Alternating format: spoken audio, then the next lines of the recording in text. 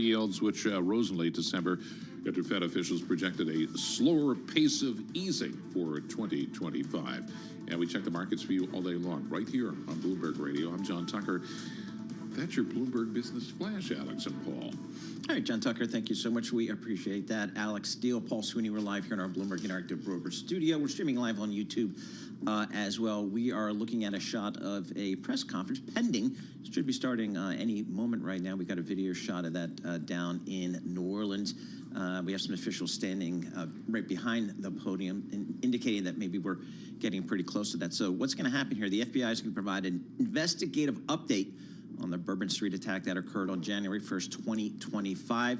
Expected attendees include FBI New Orleans Assistant Special Agent in Charge Althea Duncan, Deputy Assistant Director Christopher Wray of the Counterterrorism Division, U.S. Attorney Dwayne Evans of the Eastern District of Louisiana, and New Orleans Police Superintendent Ann Kirkpatrick, and other local, state, and federal law enforcement partners are expected to participate here. So we'll get an update on what they've learned so far since this incident yesterday. Yep, and then at the same time, we're also monitoring what happened in Las Vegas. The suspect who died in a cyber attack explosion outside Trump's Las Vegas hotel on Wednesday was identified, according to people familiar with the matter, as Matthew Allen Livisberger. The FBI is treating the case as a potential terrorist attack. These are people, of course, who said that they would speak on condition of anonymity. He was a master sergeant in the U.S. Army Special Forces and was on leave from active duty. This is according to what the Army said in a statement. It looks like this press conference is now starting. So let's get right to it. This is the FBI investigative update on the Bourbon Street attack. You will see the flags of all state buildings at half-mast in honor of those lives that were lost in this horrific act of violence. I also think that it's important to remember that what happened yesterday was akin to those who are old enough to remember jigsaw puzzles, and that you would take a 1,000-piece jigsaw puzzle and you empty the box, and you've got to start sifting through those pieces, and you want to start. If you're real good, you start at the corners, right? Try to put your corners together. And from yesterday to today, over 1,000 law enforcement agents and officers, men and women, have been poring over countless amounts of data, of videos, of surveillances, interviews, tracking down every possible lead that came to us, whether it was the New Orleans Police Department, the Louisiana State Police, the FBI, or our other federal agencies. Also yesterday, I issued an emergency declaration.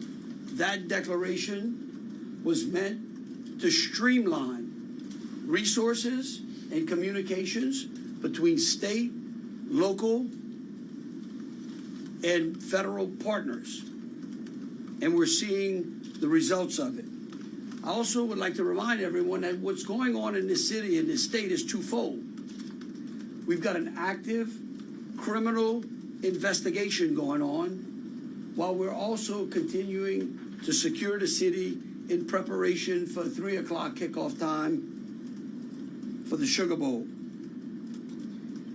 With that, I would also remind those who are in the city that as far as state resources are concerned, we have the Louisiana State Police, the Louisiana National Guard, which was part of that emergency declaration, which allowed us to put an entire MP company on the ground. Those become force multipliers, is what we call that in law enforcement and the military. That helps to add to the resources that we have. Wildlife and Fisheries, the Department of Corrections, DSF, DHS, our Veterans Affairs, our Probation and Parole, all state agencies. Any state agency who has a post-certified officers are here in this city to help secure the city. And so with that, I would like to turn it over to Christopher Rea, who is the Deputy Assistant Director of the FBI's Terrorism Division. Chris? Thank you, Governor Landry.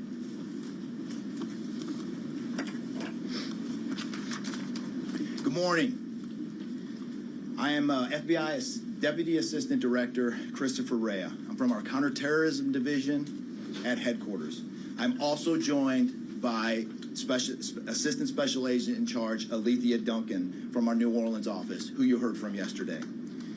I'm here to discuss not only the latest investigative information we have here in New Orleans, but I'll also let you know about other investigative activities outside of the state. I first, and most importantly, want to send our deepest condolences to the victims of this horrific attack and their loved ones. 14 innocent victims were killed in this senseless attack, and at least 35 are injured. We cannot ease the grief people in this community and across the nation are feeling at this time, but rest assured, we stand with you and in support of you. All the resources, and I'm going to go into that a little bit later, all the resources of the FBI are being focused on tracking down every piece of evidence, every lead, every interview, every potential lead we've got. While I won't be able to answer all your questions today, my goal is to be as forthcoming as possible with you on what we've uncovered so far. First and foremost, let me be very clear about this point. This was an act of terrorism. It was premeditated and an evil act. This was obviously a critical incident, and with that, lots of information and tips come pouring in from law enforcement, first responders, and the public. We have been aggressively running down these tips and information. As you all know, that takes time, and we will continue to do so until every lead has been followed through on. This investigation is only a little more than 24 hours old. So I ask you to keep in mind that as I go through some of the specifics later.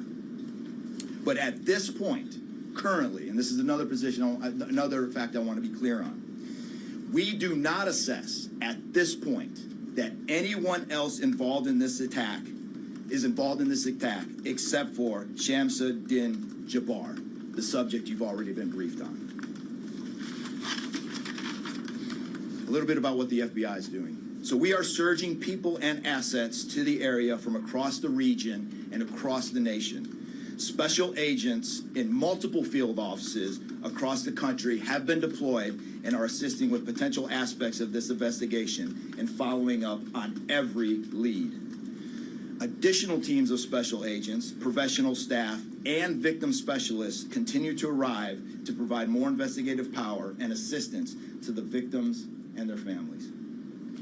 We have also forward deployed a number of our critical incident response group assets, including members of our hostage rescue team, special agent bomb technicians, and crisis management coordinators.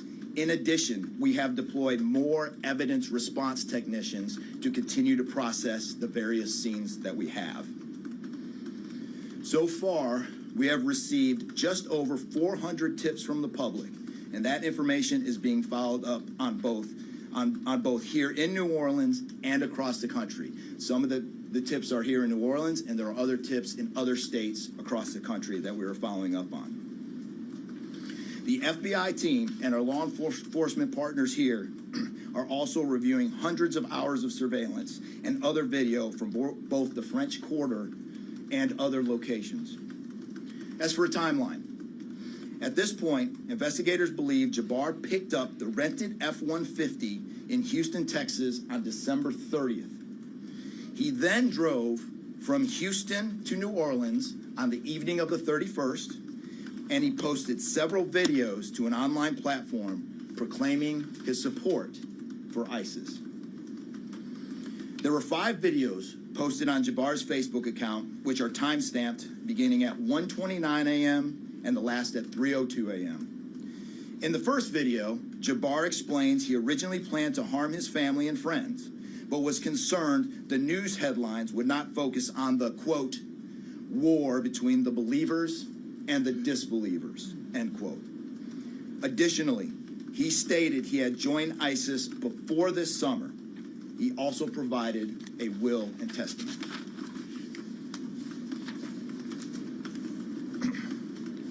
FBI and ATF. FBI, we have a couple different scenes at the location. We have released the scene at Bourbon Street. That scene has been released. We also have a scene off of Mandeville Address where we're currently searching that scene right now. FBI and ATF agents have secured that house, and that location is being searched for potential evidence.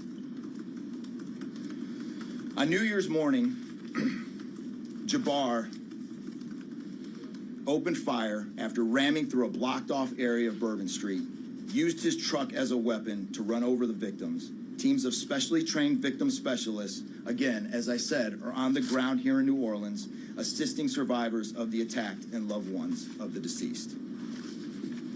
We do not believe the public is in any danger around any of these locations. 3 phones linked to Jabbar have been recovered, and digital media exploitation is a priority to see what is on the devices and determine if there are any other potential leads. Additionally, we have recovered 2 laptops and are currently reviewing them for any potential leads. Those laptops were recovered at the Mandeville address. Evidence technicians will also be going over the F-150 truck Jabbar was driving. As you know, we recovered an ISIS flag from the back of the vehicle. Jabbar declared his support for the terrorist group on social media, as I stated before, as he made his way to New Orleans. FBI bomb technicians also recovered 2 IEDs in coolers, one from the cross-section of Bourbon and Orleans Street, and the second at an intersection approximately 2 blocks away. There were multiple reports of other devices. Those reports turned out to be misinformation or not actual functioning devices. Those are the only 2 devices that we've been able to recover that were functional. Both devices were rendered safe on scene. We did obtain surveillance footage showing Jabbar placing the devices where they were found. 2 other, as I said before, 2 other items of interest were determined not to be IEDs. A little bit about Jabbar. Jabbar himself was born in the United States and is a U.S. military veteran. We are looking in everything in his life. While we have interviewed many people who know Jabbar, we still need to talk to others. Whether you know Jabbar personally, worked with him, served in the military, or saw him in New Orleans or Texas, we need to talk to you.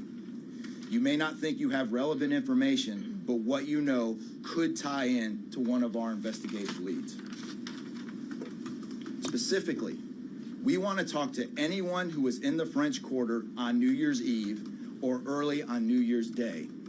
That includes people spotted near one of the 2 IEDs on Bourbon Street.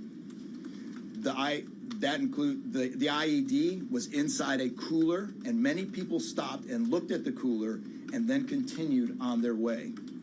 Let's be clear, again, we do not believe at this point these people are involved in this incident in any way. We want to speak to them as witnesses and want to know what they saw and when. I went down to the crime scene last night. It is very hard to put into words what it looked like and how difficult it was to see. Anyone with information can call us at 1-800-CALL-FBI or send digital tips to fbi.gov/Bourbon Street attack. Early this morning, evidence response teams finished their work at the crime scene. Bourbon Street has been turned over to the city of New Orleans. As you know, there's also an FBI investigation in Las Vegas. We are following up on all potential leads and not ruling everything out. However, at this point, there is no definitive link between the attack here in New Orleans and the one in Las Vegas. And again, I'll preface, as I close, I'll preface everything with what I started with in the beginning, which was This is very early in an investigation like this. Again, our thoughts and prayers are with the victims of this tragedy and everyone impacted across the country. They remain at the heart of our investigation. I also, although I've only been on the ground here a short time, I also want to express a sincere appreciation for our partners here, which include the U.S. Attorney's Office, HSI, ATF, the New Orleans PD, the Louisiana State Police, the Governor's Office, and countless others. At this point, I'm going to turn it over to the Special Agent in charge of ATF here, Josh Jackson.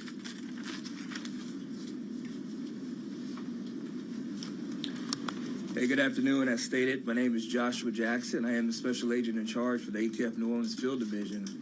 And ATF's primary mission is preventing, reducing, and solving violent crime throughout the United States and abroad.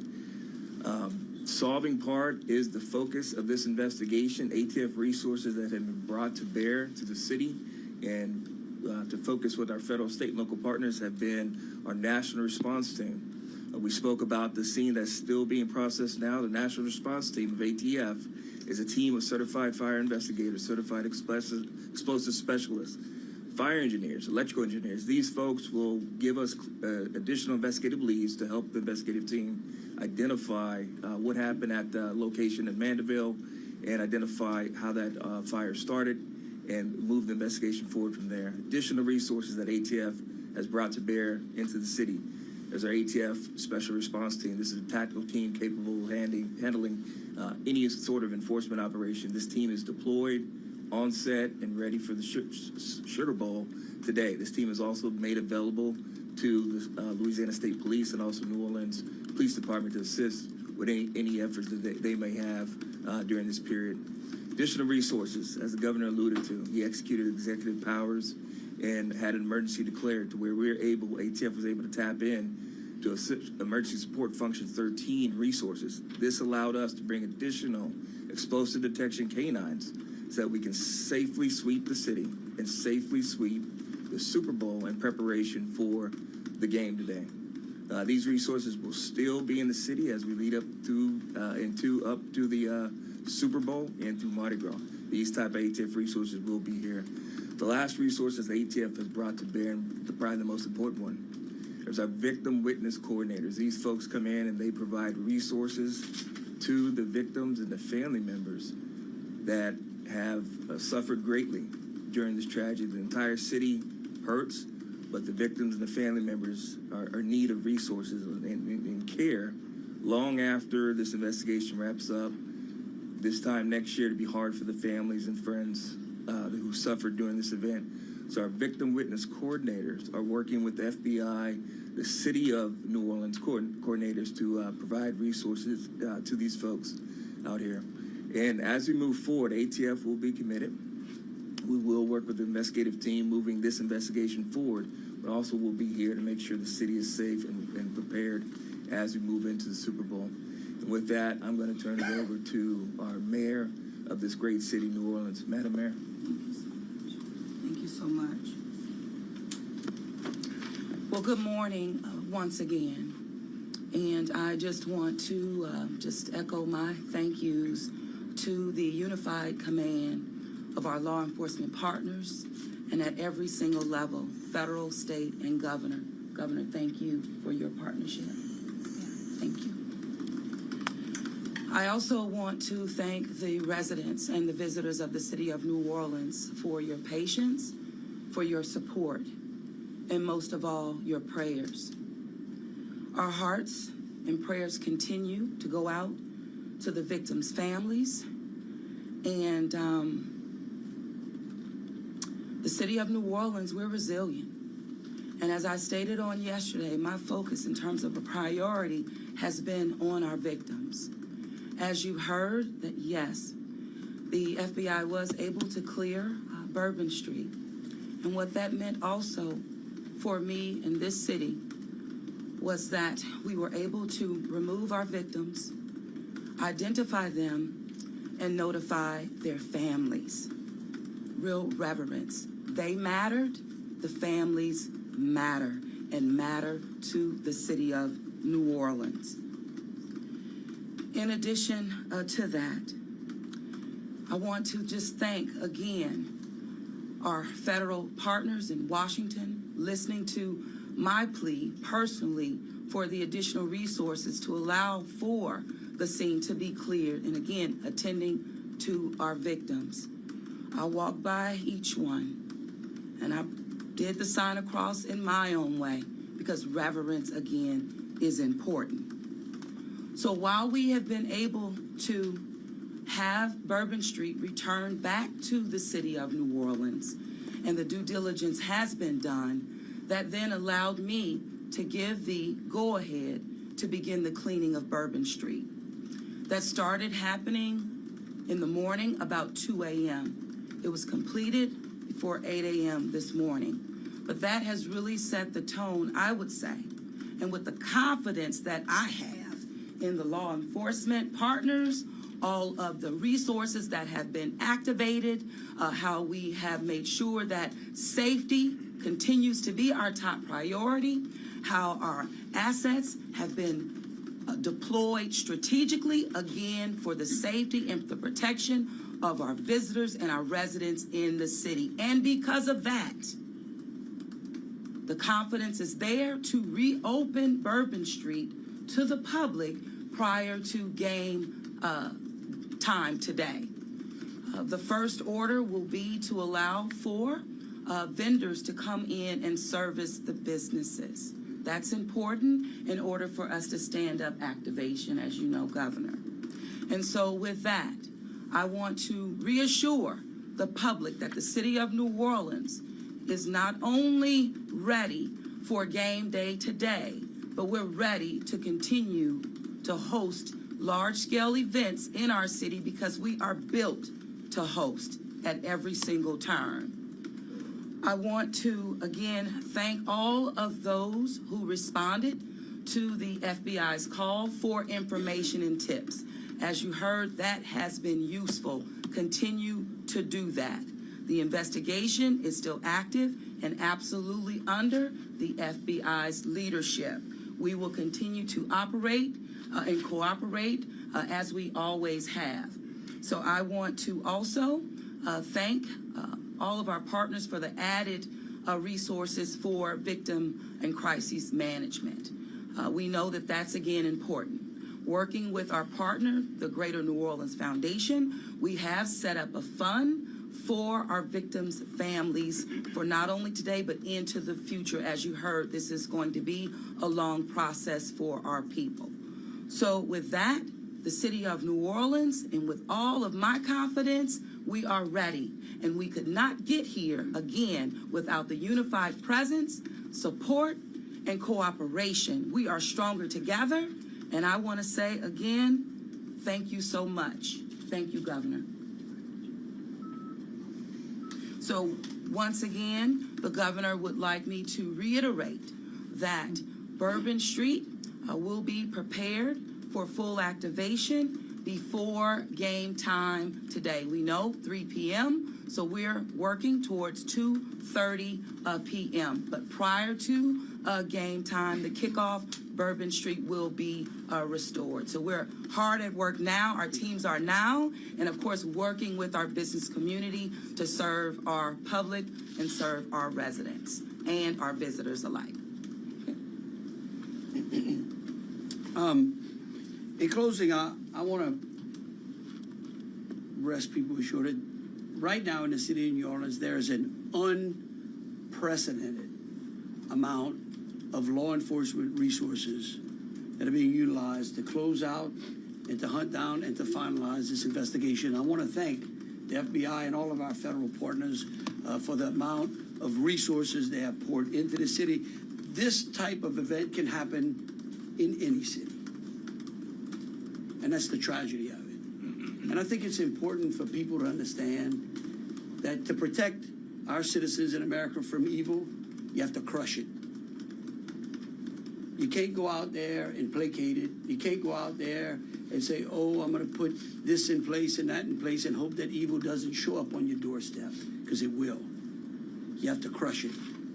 And that's what we're going to do here. We're going to put it all behind us.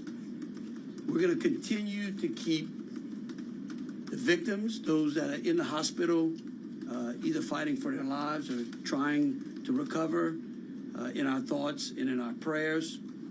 But you know, this morning, and I don't want to single out just one news source, but I just happened to turn on Fox and Friends, and there was a young man who was interviewed, who was actually on Bourbon Street during this horrific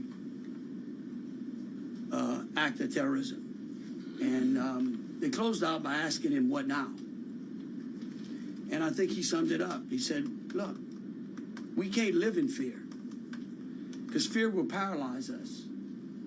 He said, we come down to the city to enjoy ourselves and to entertain ourselves and to be with our friends and with our families because that's who we are. Louisiana invented hospitality. The people in this city care for each other. And believe you me, we care about each one of the lives that were lost in this city in that. We will never forget them. But it would be a tragedy if we let their losses be snuffed out because of fear. This city will be back. We'll be open to family and friends and loved ones who want some time to relax from the pressures of life. And so today, we're going to have us a sugar bowl. We're going to enjoy ourselves. We're going to keep those, again, who have lost loved ones in mind. And we're going to get on to the business of this city and this great country. With that, I'll take any questions. Governor, this is for you and the Assistant Director. The message has really changed since yesterday. Yesterday, the FBI said that people should be vigilant, that he did not act alone, that he likely had help, and now you're coming out the very next day and saying he was a lone wolf, everything is safe, the game moves on, everybody have a good time. How can you be so sure just 12 hours later? Well, we're going to bring him up, all right? But here's what I want to remind everyone. Like I was a deputy sheriff, right? I worked in a jail. I worked on the street. I worked on the interstate. I served warrants. I can tell you. Look, in today's world, I get it. Information, we get information like that. Everybody lives in a 15-second TikTok video. We think that life operates like it does on our phones, and it just doesn't. Information changes. In fact, that's why we ask the media for patience. We get information, like I said, no one dumps 1,000-piece jigsaw puzzle and puts it together in 5 seconds. Okay? And what I would tell you is that I appreciate the fact that what we did was we're under-promising and over-delivering today. And I think that's important. And I want to remind something, look, because over the last decade, law enforcement has taken it on the chin, unfairly.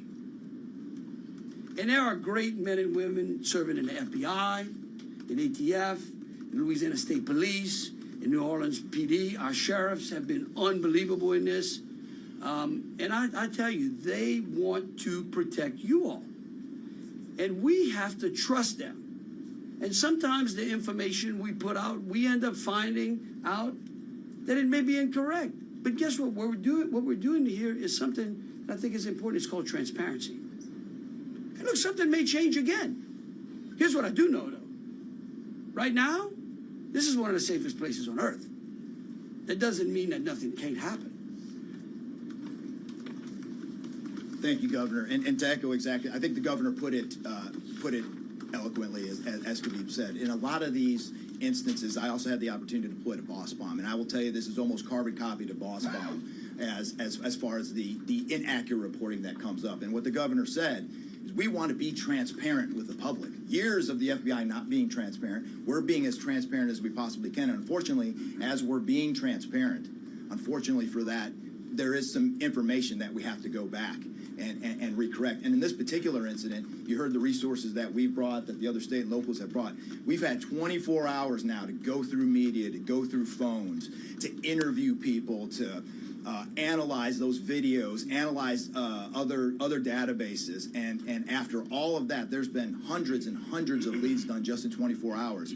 We're confident at this point that there is no accomplices. And I'll give you an idea of how that information sometimes, a lot of the early reports came out that there were extra people that were setting the coolers down, right?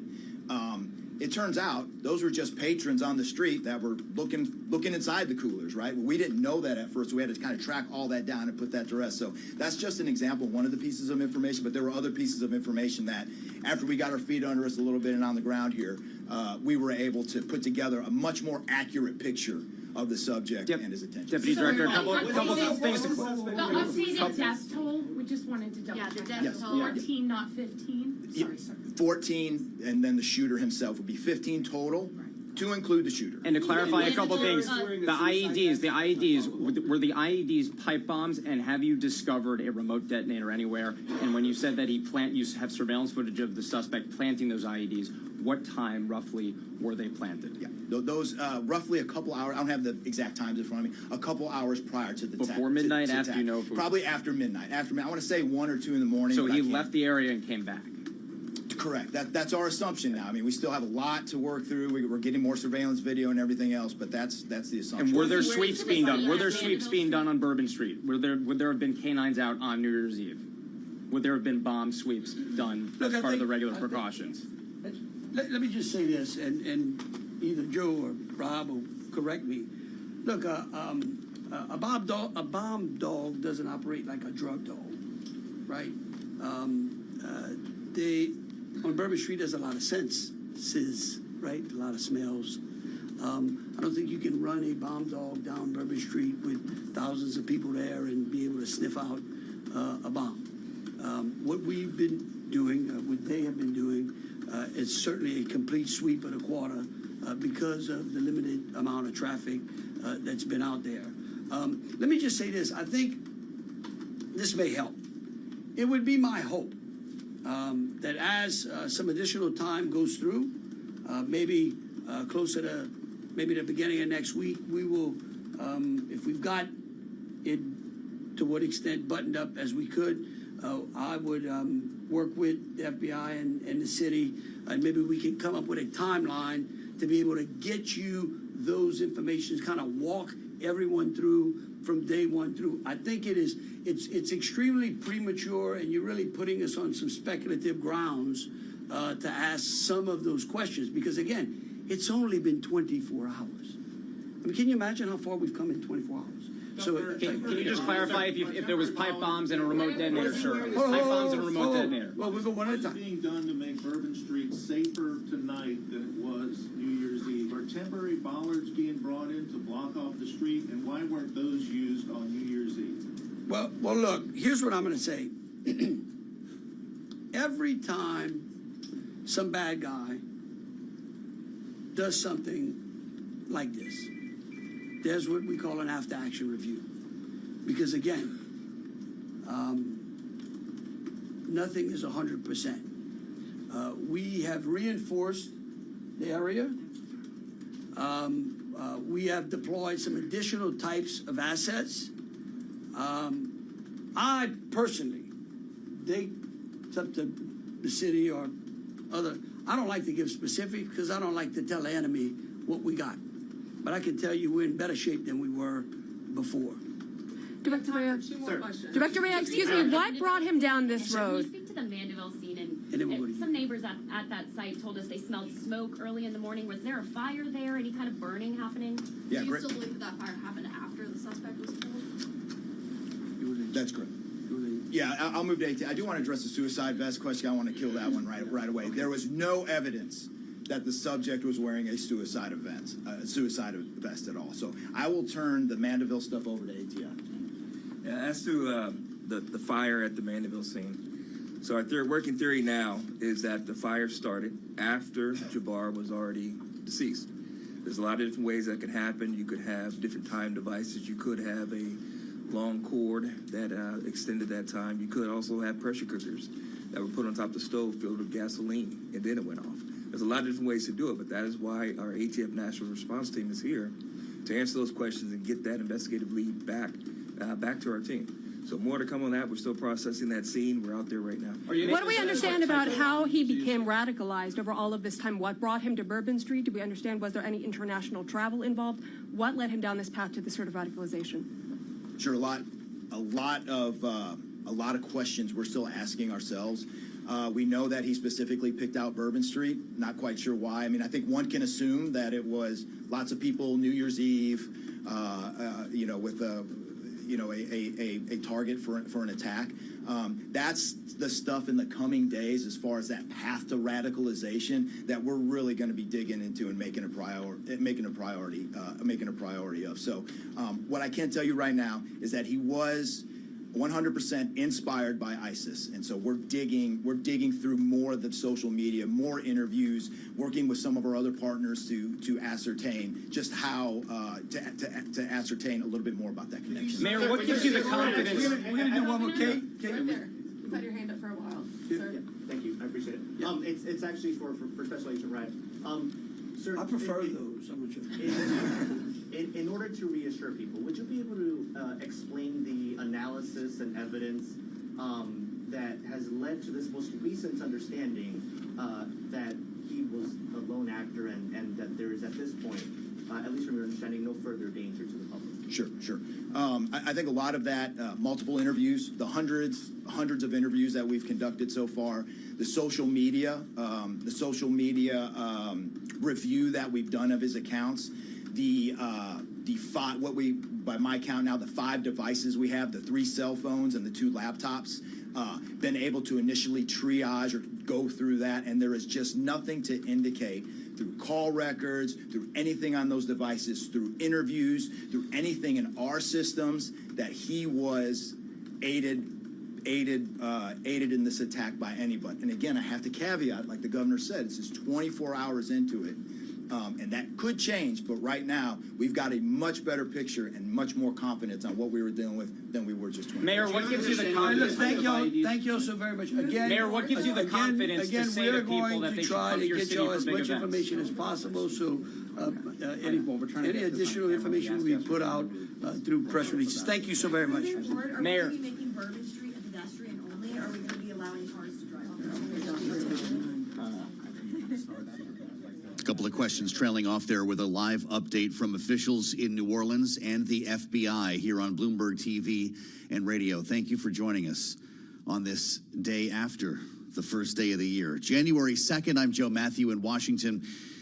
As the nation's capital steers its attention here to these 2 terror attacks we have just been hearing about, and we just did get an update from the FBI's Deputy Assistant Director of its Counterterrorism Division. That's Christopher Rea, you were just hearing from, who says this was an act of terrorism, point blank.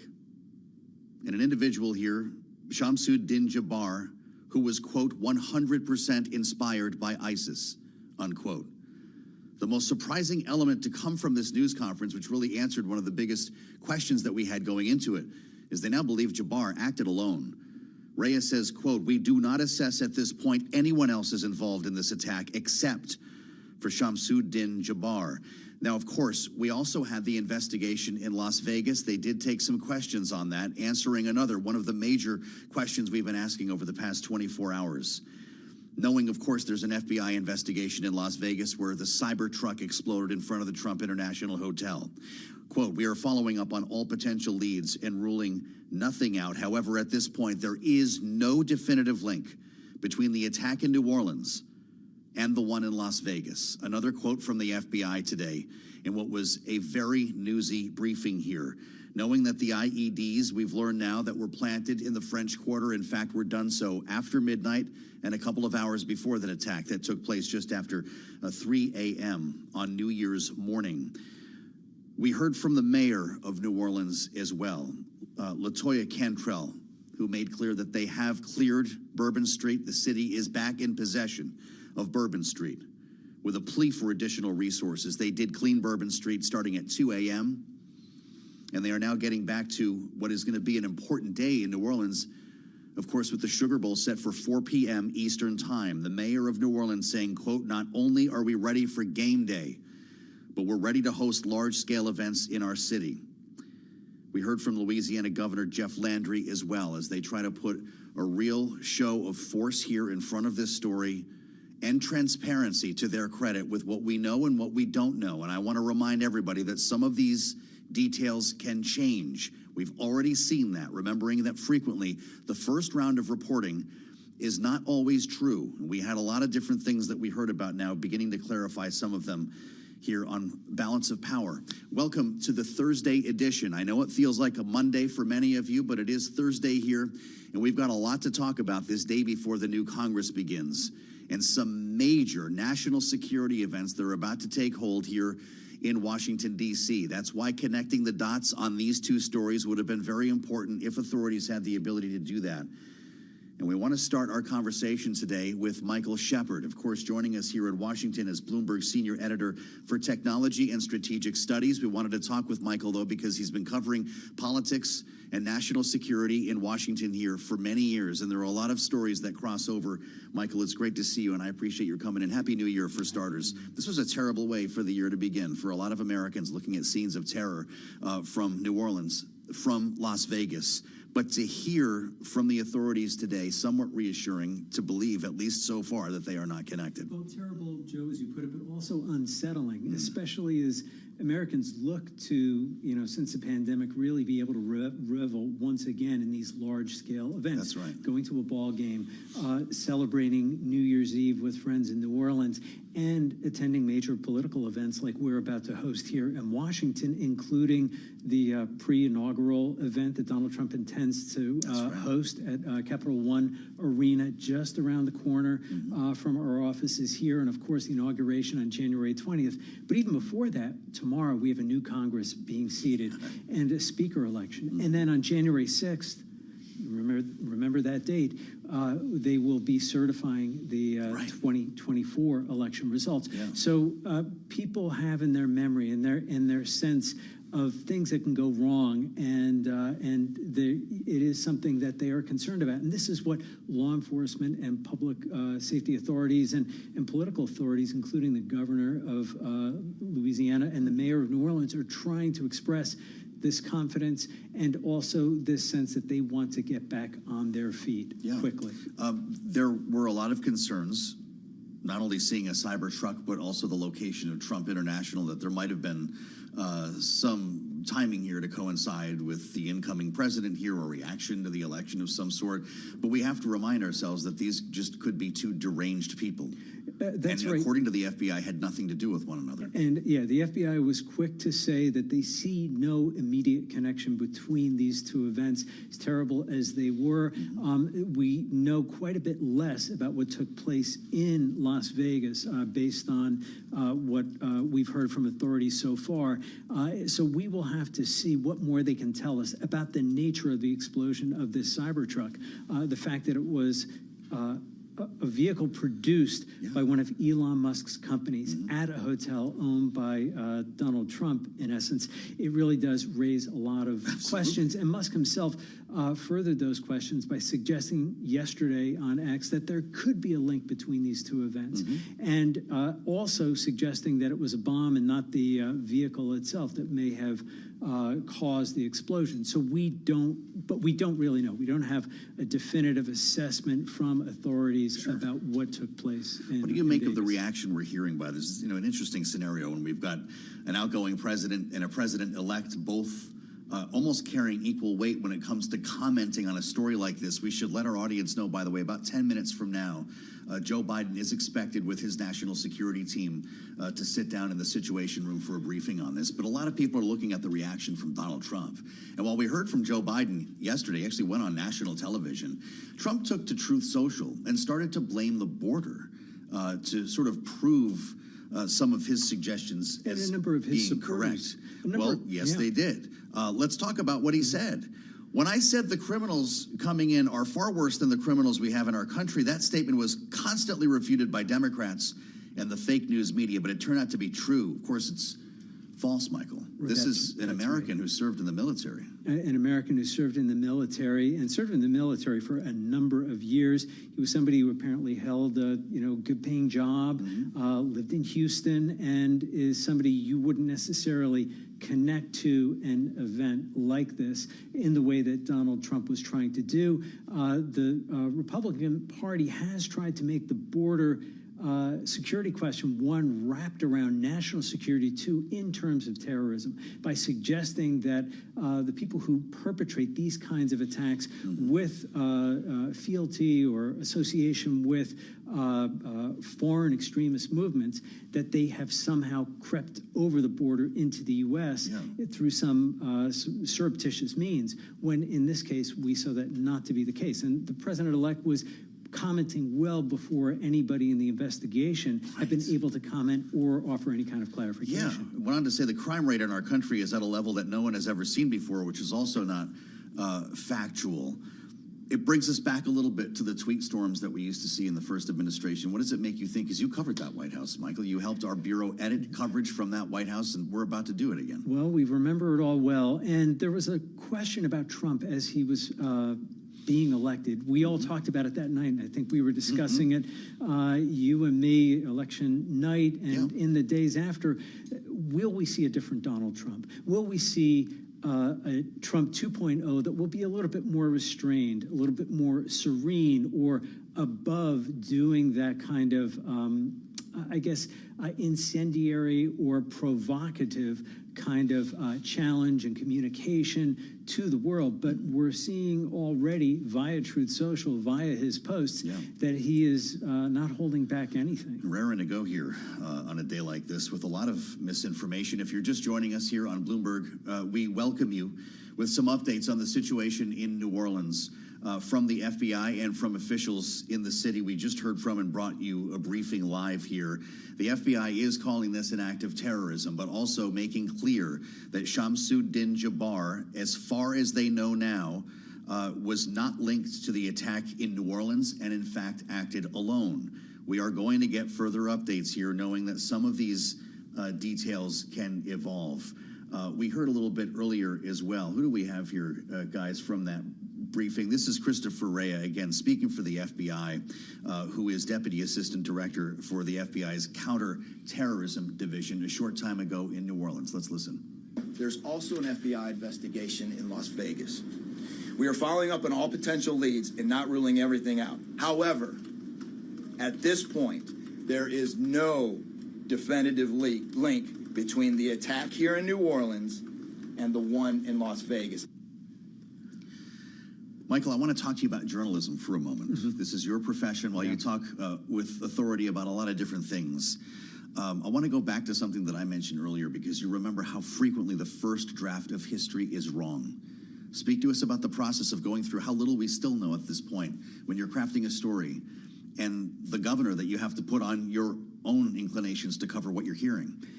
We all remember the name Richard Jewell. And we remember the story about 1996. That's right. And the bombing at Centennial Park during the Atlanta Olympics, and how very quickly law enforcement authorities were putting blame on this man who actually was, it turned out, a hero in trying to save lives and get people away from the scene, and how it upended his life, and it ended up being completely wrong. And there was somebody else, a domestic terrorist, we should note, Eric Rudolph, who was later blamed for it. And so we can see that the first draft of history is quite rough. And that is one of the risks that we run in reporting on this. We have to make sure that we're attributing it, that we're gut checking it, and we're not just going through the motions of putting out there anything that we are hearing from authorities. It's important for us to say with authority and clarity ourselves that it's early, there's still a lot of things we don't know, and also emphasize what it is that we don't know as well. So we're bringing you into the newsroom now. These are literally the conversations that we have, and this is why you can trust Bloomberg, knowing that this is our approach here. We just knocked down another bit of misinformation. That was the idea that this man in New Orleans, Jabbar, was wearing a suicide vest. The FBI wanted to be very deliberate, was very deliberate in knocking that down. Yes, they were deliberate in knocking that down, and also debunking the number of improvised explosive devices that had been found. There were reports circulating in the hours after the 3:15 a.m. New Year's Day attack that there may have been several devices, but the FBI was quick to say that there were only 2 found in the vicinity of the scene. They are still scouring the area and the larger city of New Orleans, of course, ahead of the Sugar Bowl this afternoon. But they wanted to make clear that this was not as wide-scale or coordinated as they had initially feared yesterday. I mentioned earlier, Michael, that we heard from Joe Biden. He spoke in the second half of the day yesterday. Let's listen to the president. We're tracking the explosion of a cyber truck outside the Trump Hotel in Las Vegas. Law enforcement and the intelligence community are investigating this as well, including whether there's any possible connection with the attack in New Orleans. Thus far, there's nothing to report on that score at this time. While this person committed a terrible assault on the city, the spirit of our New Orleans will never, never, never be defeated. I'm sure Joe Biden didn't think he'd be spending his New Year's Day talking about this as they wind things down at the White House. Where's the line when this becomes an event that draws the president to that level where he needs to go before the cameras to try to get the confidence and trust of the American people in a time of uncertainty like this? Well, this is one of those moments where being presidential and acting presidential is so key because the public is looking for that reassurance. Now, what rises to that level? There are certain moments that are unforgettable. We remember Sandy Hook and how that shook the nation to its very core, and how then President Barack Obama reacted, and his public display of emotion, sharing what the nation felt in the moment.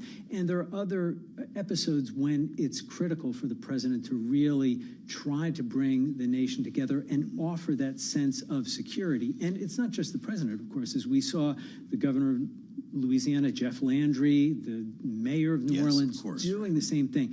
But for the president, it is an essential function where the president really provides that sense of reassurance, that sense of confidence, that sense we have things under control. Yeah, it's something that only a president is capable of doing, and it reminds us of how impossible it is to prepare for moments like these. You simply have to be in the job. Right. Michael, we're talking about not only the Sugar Bowl later today, but a Super Bowl.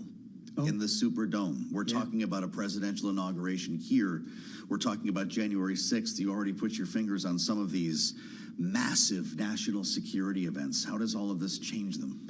Well, it will further heighten the awareness and the alert level. But you and I both know that the alert level here in D.C., even during normal times, it really couldn't be higher. And yet they do have to be on their toes in a way that, you know, they think, hey, we have to take it up even further. We remember going all the way back to 1995. That was a time when you could drive on Pennsylvania Avenue in front of the White House. That area has steadily been cordoned off and blocked off, and now you really can't even cross it. And the amount of security around the U.S. Capitol, too, has been heightened to a great degree, not only because of 9/11, not only because of January 6th, but if you go all the way back to the time when a deranged gunman burst into the Capitol and shot several people, including a Capitol police officer. This is, you know, these are the kinds of events that authorities are having to brace for in a way that, you know, it makes Americans uncomfortable. We like to think we would have access to these places, but, you know, we live in a free and open society. But the security needs are really overwhelming us, the people and the officials who have to maintain those barriers. Michael Shepard's helping us bring back a lot of memories, a lot of tough ones in this case. I was in Washington on the day of the Oklahoma City bombing when they shut down Pennsylvania Avenue. It never reopened. That wasn't the plan that day. You're right, Jim. But it never reopened, and I wonder if that's going to be the story for Bourbon Street. I know that it's back in the possession of the city. They cleaned things up this morning, but why shouldn't that be a pedestrian-only way? Well, and this would really further calls for that. They had planned to put in some heightened security, some additional bollards to block vehicular traffic. That hasn't been carried out yet. We'll probably see that accelerated at some point in the wake of all this. And other cities will have to investigate whether to do this in other heavily trafficked pedestrian byways too. Do they need to close some of those off as well to vehicular traffic for these same reasons? And, you know, there are other aesthetic and urban planning reasons as well, where maybe you don't want cars on that street so people can enjoy it too. True. Yeah, the bollards are coming. And boy, you wonder if that has an echo effect in other cities with congested, pedestrian-heavy areas like this. They were closing down Newbury Street in Boston just for shopping days because it's so difficult to get around. New York has its version of that. Yeah, and Broadway and Times Square have long since been closed to pedestrian to vehicular traffic, giving pedestrians much greater leeway to move around and enjoy the area, but it also does provide a measure of security for them too. We have 14 souls who were lost in New Orleans. That number 15 you may have just heard, by the way, from authorities does include the driver, does include Jabbar.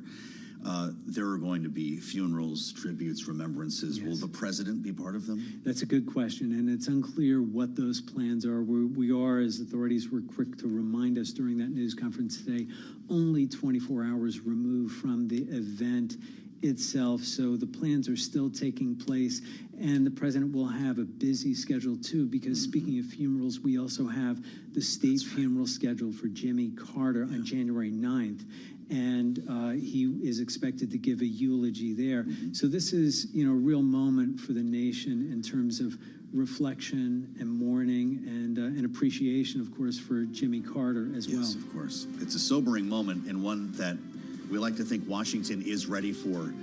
But if there's anyone we could have spent time with today to help us make sense of this, it was Michael Shepard. And Michael, I thank you so much for the time here, reporting for Bloomberg in Washington, D.C. I'm Joe Matthew. Balance of Power back on the air this Thursday. It is the 2nd of January, 2025. With a lot more ahead, we'll turn our attention to Capitol Hill next, only on Bloomberg.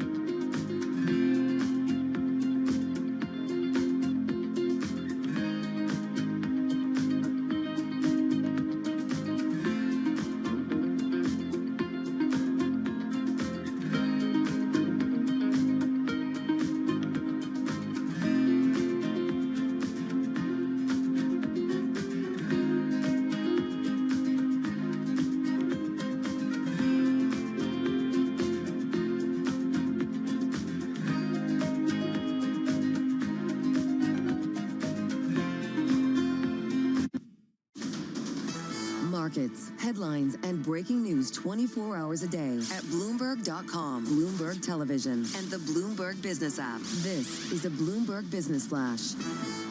It's 12:21 on Wall Street. We do check markets all day long here at Bloomberg. I'm Charlie Pellet. We have got stocks churning right now. The Dow, the S&P, NASDAQ, all in the green. First trading day of the new year. Stocks higher. S&P up 13 right now, up by about 0.2%. Dow Industrials little changed, up just under 0.1%, while NASDAQ is higher by 68, up by about 0.3%. 10-year at 4.59%. The 2-year at 4.26%. Gold up $35 the ounce today, up 1.3% right now, $26.59. We've got West Texas Intermediate crude above $73 a barrel, $73.61 on WTI, surging 2.6%, and Bitcoin up 2.7%, 97,352 on Bitcoin. Carvana shares have been whipsawing, quickly swinging between losses and gains after Hindenburg Research said it took a short position in the online platform for buying used cars. Carvana right now up by 1%.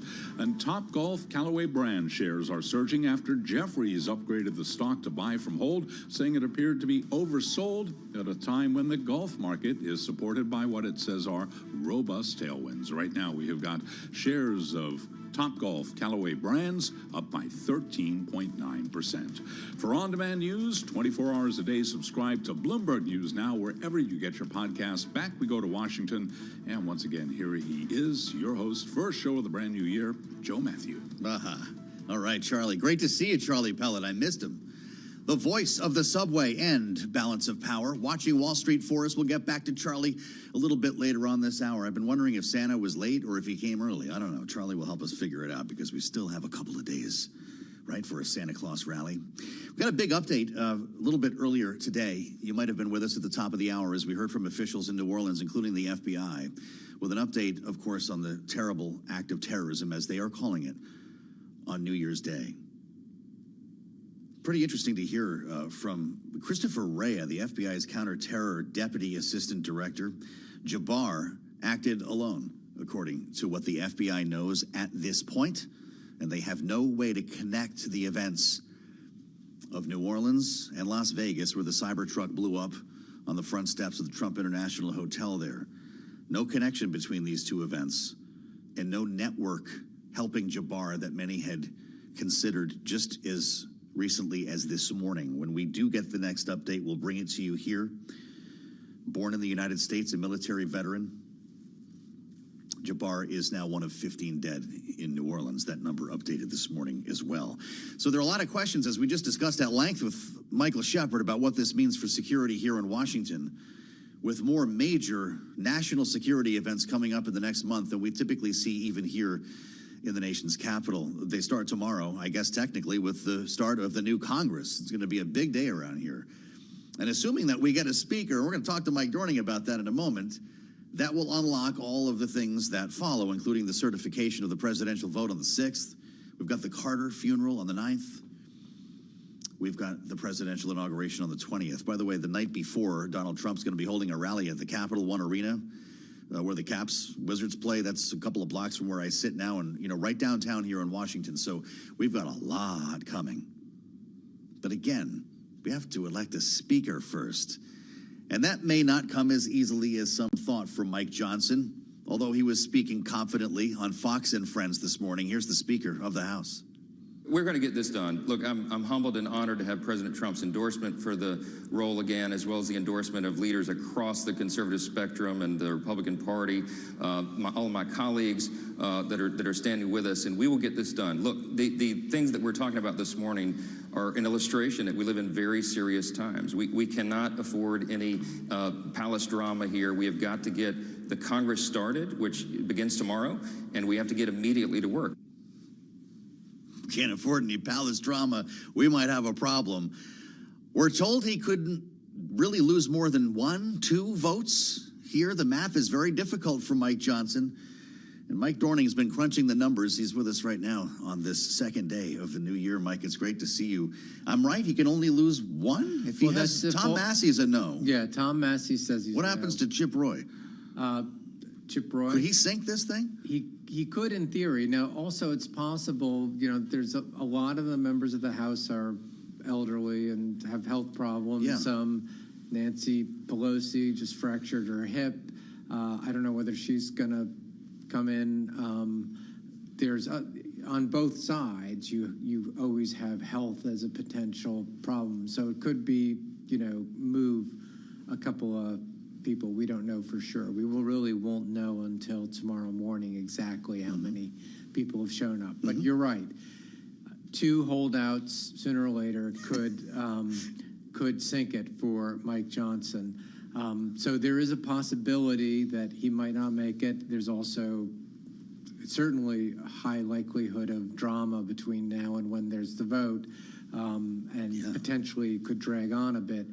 But that said, having President Trump in your corner, having no sort of obvious rival with a lot of support, that's all tells you the odds are in Johnson's favor at this point. I guess Donald Trump's ready to pick up the phone, asked if he would press Republicans, actually lobby with individual lawmakers. He said, if necessary, when talking to reporters, yes. You wonder if this doesn't work in the first couple of rounds. Like, we're watching Kevin McCarthy go to 15, I think it was. You go through a couple of rounds and you wonder what kind of patience the conference would have for this, knowing it's most likely going to end with a Mike Johnson, right? It just might not come that easily at first. Is that fair?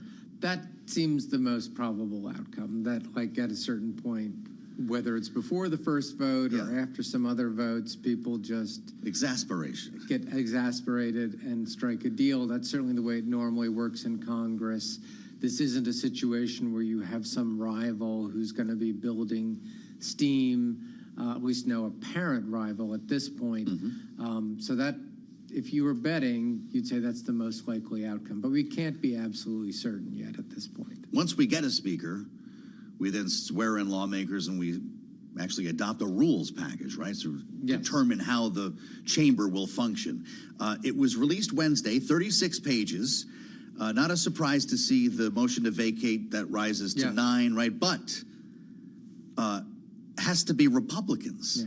That's the first time we've seen this, to have a partisan motion to vacate. So, in other words, Democrats couldn't fire Mike Johnson. I haven't read the rules. I don't know whether you could still find some way. I do think that even with this 9-member, to fire Mike Johnson, you could still effectively castrate him if you had enough Republicans voting with all the Democrats against every rule. You could essentially say, I'm going on strike. Yes, right. And I'm joining the Democrats in defeating every rule, and you've neutered the speaker at that point. You're talking to somebody who's been in Washington a while. When you ask for a definitive, and Mike Dorning says there's always a way around it. But that's Washington. If a majority of the House turns against the Speaker of the House, even if you can't depose him through the Republican rules, you can effectively eliminate him as a factor. That would require, that's a little bit harder than just the motion of no confidence have the vote, but a determined opposition can still block Mike Johnson. And if he moves against a minority to punish them, they have the potential to punish him harder. They essentially have a little nuclear weapon that they could launch on him and say, you're going to do this to our committee assignments? Well, we're going to vote against you on every rule, and you're never going to be able to vote on anything. Get ready to suspend the rules for another year, boys and girls. Don't think he's got this locked up just if he can put in a rule like that. So this will be easy tomorrow, right? Mike Dorning just set the table. Come back and talk to us when we know. Of course, Mike Dorning in Washington here. Interesting year for Mike Johnson. It's one day in, for crying out loud. Interesting year indeed for all of us, I suspect. You're going to want to be with us throughout 2025. As we keep our eyes on energy prices as well today with important news from overseas. Russia halting natural gas flows to Europe via Ukraine. And we saw it coming, the contract to use the pipeline expiring on the 31st. And we wanted to talk to Mike McGlone about this. He's the senior commodities strategist for Bloomberg Intelligence with his eyes on oil and gas. Mike, it's great to see you. Happy New Year. and welcome back to Bloomberg. This only represents, from our reporting, about 5% of the gas going to Russia. Does it move prices? In Europe, Joe, it does, but for the U.S., not much at all, because the U.S. only exports a total of about 20% of our natural gas. We're constrained. About 10% of that is liquefied natural gas that can get to Europe.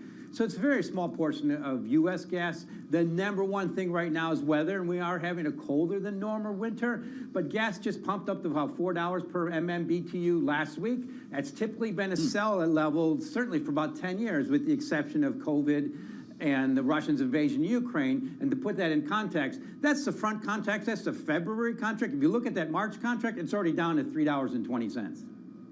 How about that? Well, Ukraine obviously trying to thumb its nose here to Russia to the extent that it can. What does it mean for Moscow? What does it mean for inflows in Russia? Well, definitely cutting off that revenue flow. To me, it's been kind of a matter of time. I think the market's looking at it that way. Also, what's happened in Syria, things for Moscow and the Soviet Union, or former Soviet Union and Russia, are starting to tumble. And this is just another sign, cutting off the revenue. One key way to really cut off the revenue is for crude oil prices to go down, which I think will. That'll even shut down more of their revenue and their ability to the wages war, which is kind of the bias, and that's certainly the Trump bias. This drill, baby, drill, I think will actually be a pressure factor in that big excess producer of energy, and that's Russia. Yeah, well, I don't know. WTI is up 3% today. We're back above $73 a barrel, and you wonder what drill, baby, drill has to do with that. What's moving stocks or prices in crude today, Mike? In short term, right now, it's a bit of short covering, Joe. This market last year got the most short it ever was, most commodities, as the commodity market perceived this excess of supply developing. And that's the key thing. There's one word to describe global crude oil, and that's glut. It's increasing, and every time prices go up, that excess of supply out of the U.S. increases, the need for OPEC to curtail supply increases, and actually demand out of China is decreasing, particularly as you see this proliferation of EVs. So the overall outlook for crude oil is, it's been hovering around 70. Yes, it's bounced on the first day of the year. I think the next $30 for crude oil is more likely to be towards 40, and that's been the low for three or four times. Well, that's been the low since 2008, three or four times. Yeah. And just think of the next $30 if it were to go to above 100, which is very rare, would mean more of a supply-demand spike, would actually mean more of a pressure on global economics. So overall, for crude oil, glut means lower prices. Something has to change. I've only got about 30 seconds here, Mike. I don't want to set you up, but what does that mean for big oil stocks, the Exxons, the Chevrons of the world? Stay away in 25? Well, they're making money, but they're also hedging forward in futures and locking in some of that, so they'll still make money. But I think crude oil's going down would actually be bad for the entire energy sector, and particularly the energy sector. The difference is prices go down, but they do have earnings and profits. Great to have you back, as always, Mike Baglone. Happy New Year. BI, Senior Commodity Strategist at Bloomberg Intelligence. We've covered a lot of ground so far. We need to assemble our panel, and I'm glad to say our signature panel is back together today. Jeannie Shanzano and Rick Davis with the latest in a wild 24 hours here in the United States. 2025 is upon us. This is Bloomberg.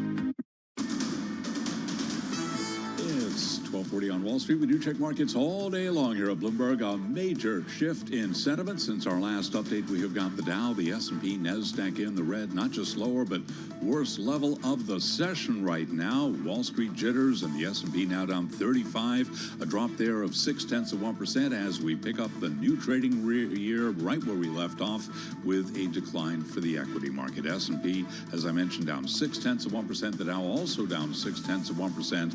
NASDAQ right now down by 0.8%. But the Russell 2000 index of small cap shares holding on to a gain of 0.1%. 10-year at 4.58%, with a 2-year right now 4.25%. Spot gold up $29 the ounce, an advance right now of 1.1%. 26.53 on the precious metal. West Texas Intermediate crude rallying 2.3% to start the new year. 73.39 on New York crude. We have got Bitcoin up by 1.7%.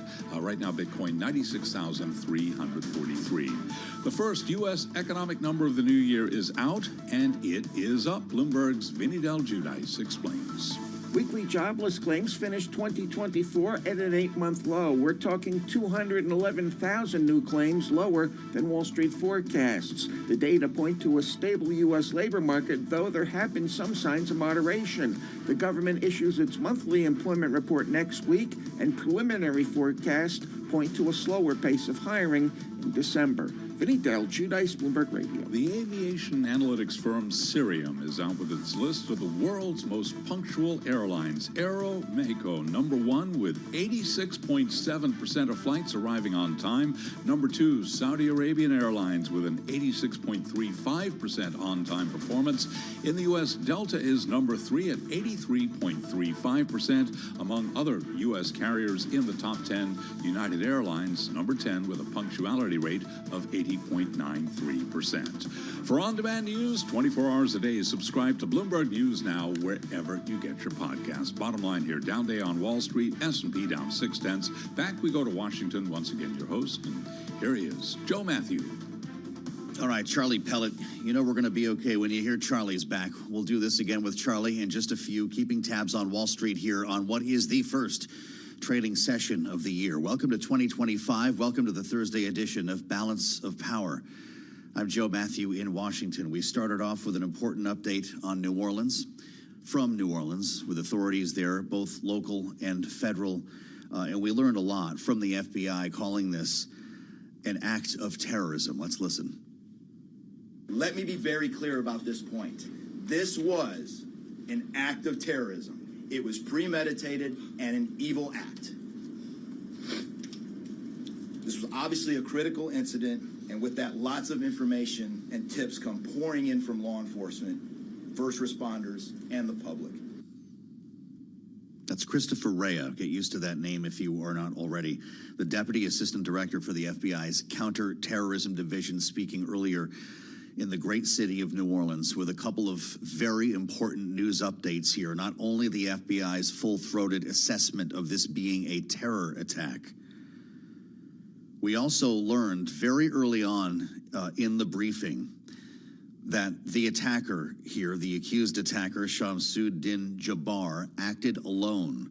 And Rea also made clear that after 24 hours now of investigating, they do not see any definitive link. Quote, there is no definitive link between the attack here in New Orleans and the one in Las Vegas, unquote. Of course, referring to the explosion of the Cybertruck on the front steps of the Trump International Hotel yesterday.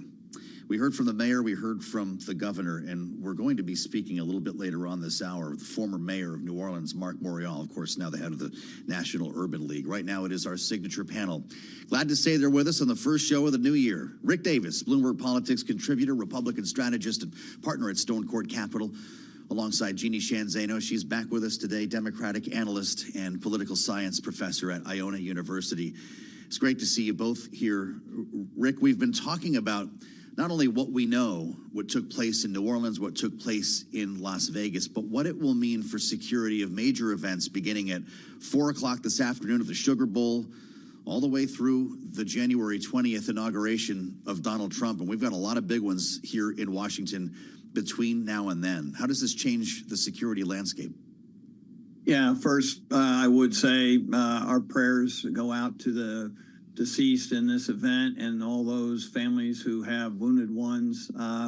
You know, you really hate seeing this, but it's not that we haven't been warned. Our national security leaders have been testifying to Congress all year long that said we should be in a heightened state of alert, that, you know, the destabilization of the Middle East creates opportunities for places like ISIS.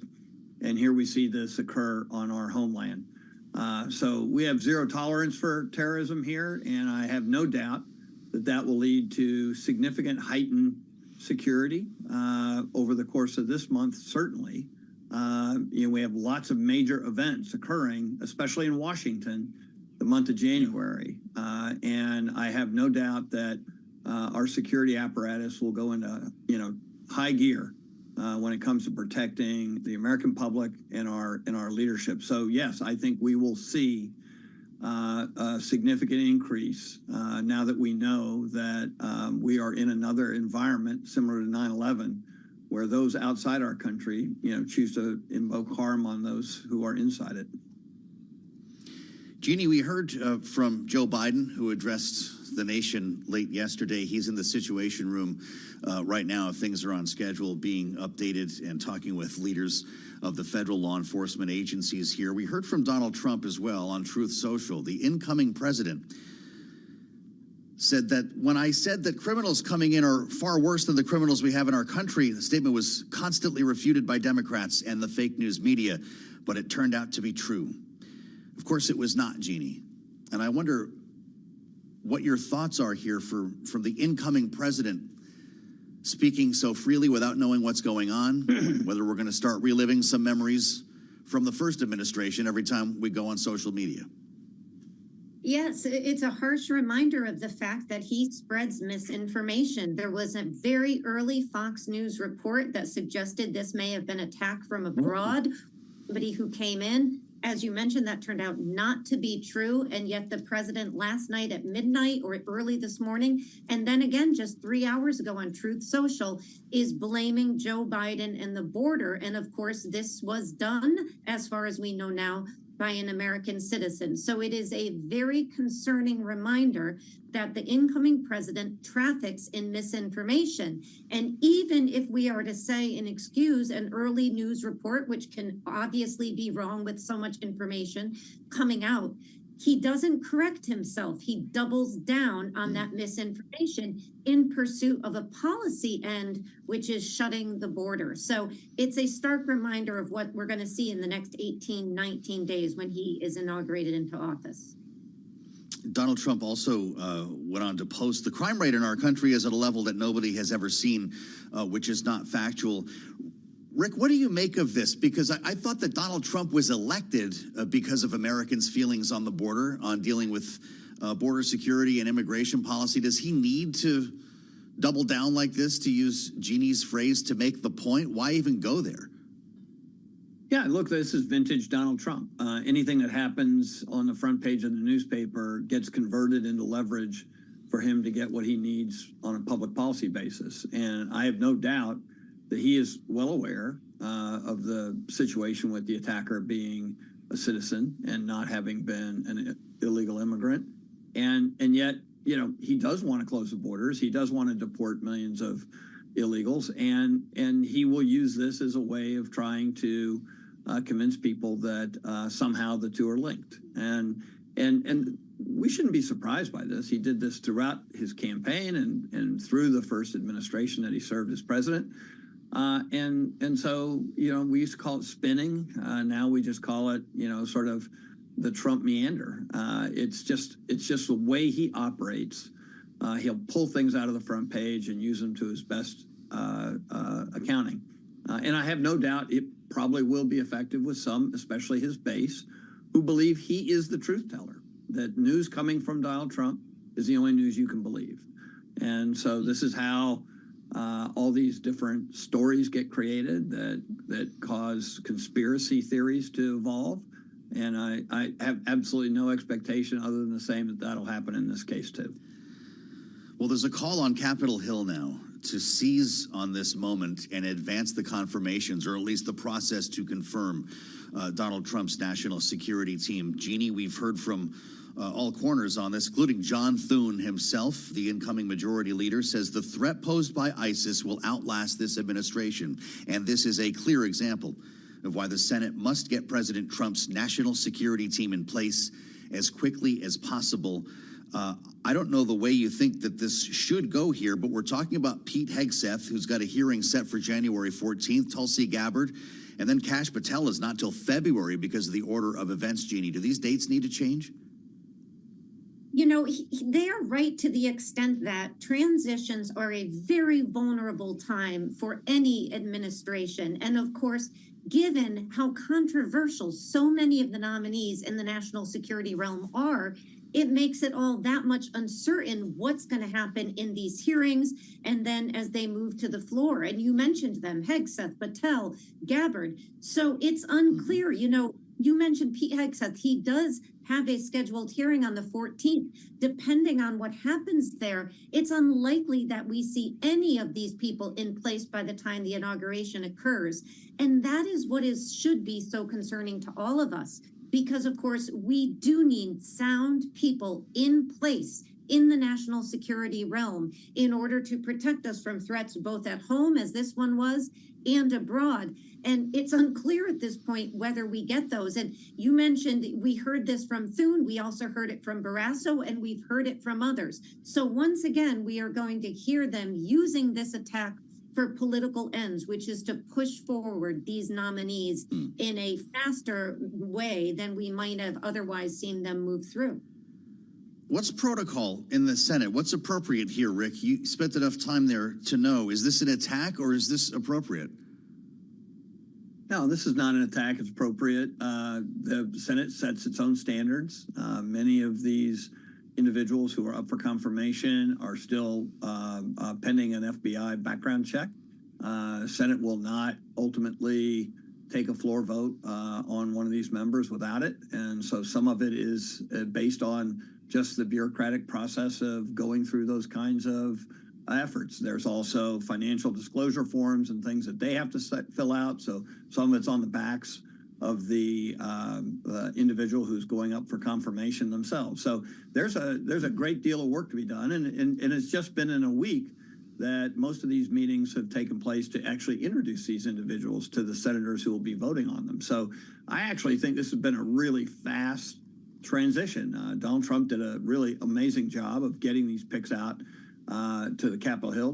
They showed up and walked the halls and did the meetings prior to the holidays. It's meteoric in its speed with which this is happening. And so I think this administration is actually very well positioned to have a speedy transition and put these critical individuals in place. And if they have a problem, they'll know very quickly whether they do. I would say what Donald Trump has done with his comments on this event is actually added a list of questions to each of these individuals. And it will now be, do you believe these individuals were acting as illegal immigrants and crime, or do you believe this is a terrorist attack from citizens of the United States? And it's just going to be another example of putting them in the position of having to disagree with the incoming president. Fascinating. Jeannie, with all of that said, does this make it more likely that they are all confirmed? You know, it's hard to say. So much is uncertain. It really depends, as Rick was just talking about, on the FBI background checks, but also importantly, how they perform. The American public has not heard from these people answering questions from, in this case, what will be the Democrats, the minority. And those questions will be tough. And Rick just gave you one of them. Do you agree with President Trump, who now twice or three times went on Truth Social to say these were illegal immigrants and we need to close the border? Do you believe him, or do you believe what the FBI is saying, that this was an American citizen? You know, that's just the start of what we're going to hear, and they're going to have to answer. And We'll have to see what they say. So again, the first time any of us, the American public, hear from these people and see how they manage themselves. I should say they are all practiced people, Patel, Gabbard, Hegseth, certainly in terms of speaking publicly, and certainly they are getting a lot of training and they're going to be well prepared. But this is going to be a lot of tough questions, especially from the Democratic side. Boy, that is for sure. President Joe Biden being briefed in the Situation Room after we were briefed by the FBI and local authorities in Louisiana. We'll keep you posted on what we know from New Orleans to Las Vegas and back here to Washington. Huge thanks to our panel. They're back in hour 2. Jeannie Shanzano and Rick Davis as we follow the beat on an important day here in Washington. I'm Joe Matthew. This is Bloomberg.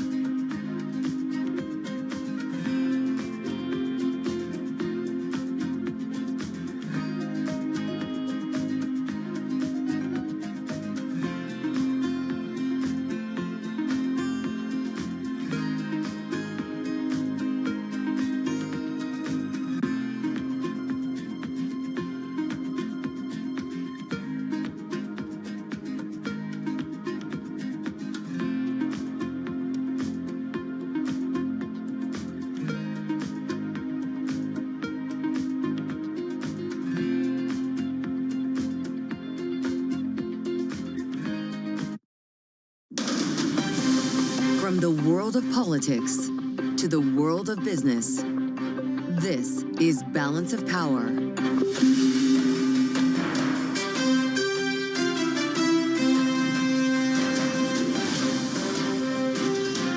Live from Washington, D.C.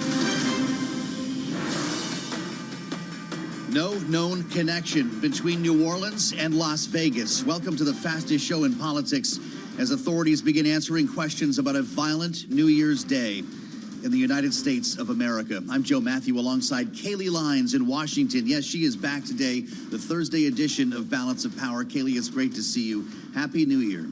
As we hear from authorities today, they don't see a connection between these two events. They also now think that the attacker in New Orleans acted alone. Yeah, it does seem, at least based on the information that federal investigators have at this time, that this was a lone wolf attack, and that they did say this is terrorism that was inspired by ISIS, which of course has raised many questions as we still await further clarity on motive here, on how, if at all, there is any connection, which authorities do not see definitively at this time, between the cyber truck that exploded in Las Vegas, and what all of this means, considering it happened not just right at the start of a new year 2025, but a January in which there are many high security events that are taking place here in Washington, including a state funeral of a former president and inauguration of a former and new one. Yeah, we're going to talk about a compressed schedule in the month of January, certainly here in the nation's capital, and it really begins tomorrow if we look at it like that, Kaylee, with the start of the new Congress. And there are a lot of questions still today. We've been asking them for the last couple of weeks about whether Mike Johnson has the votes to hold the gavel, where we can actually get out of the blocks in this new conference.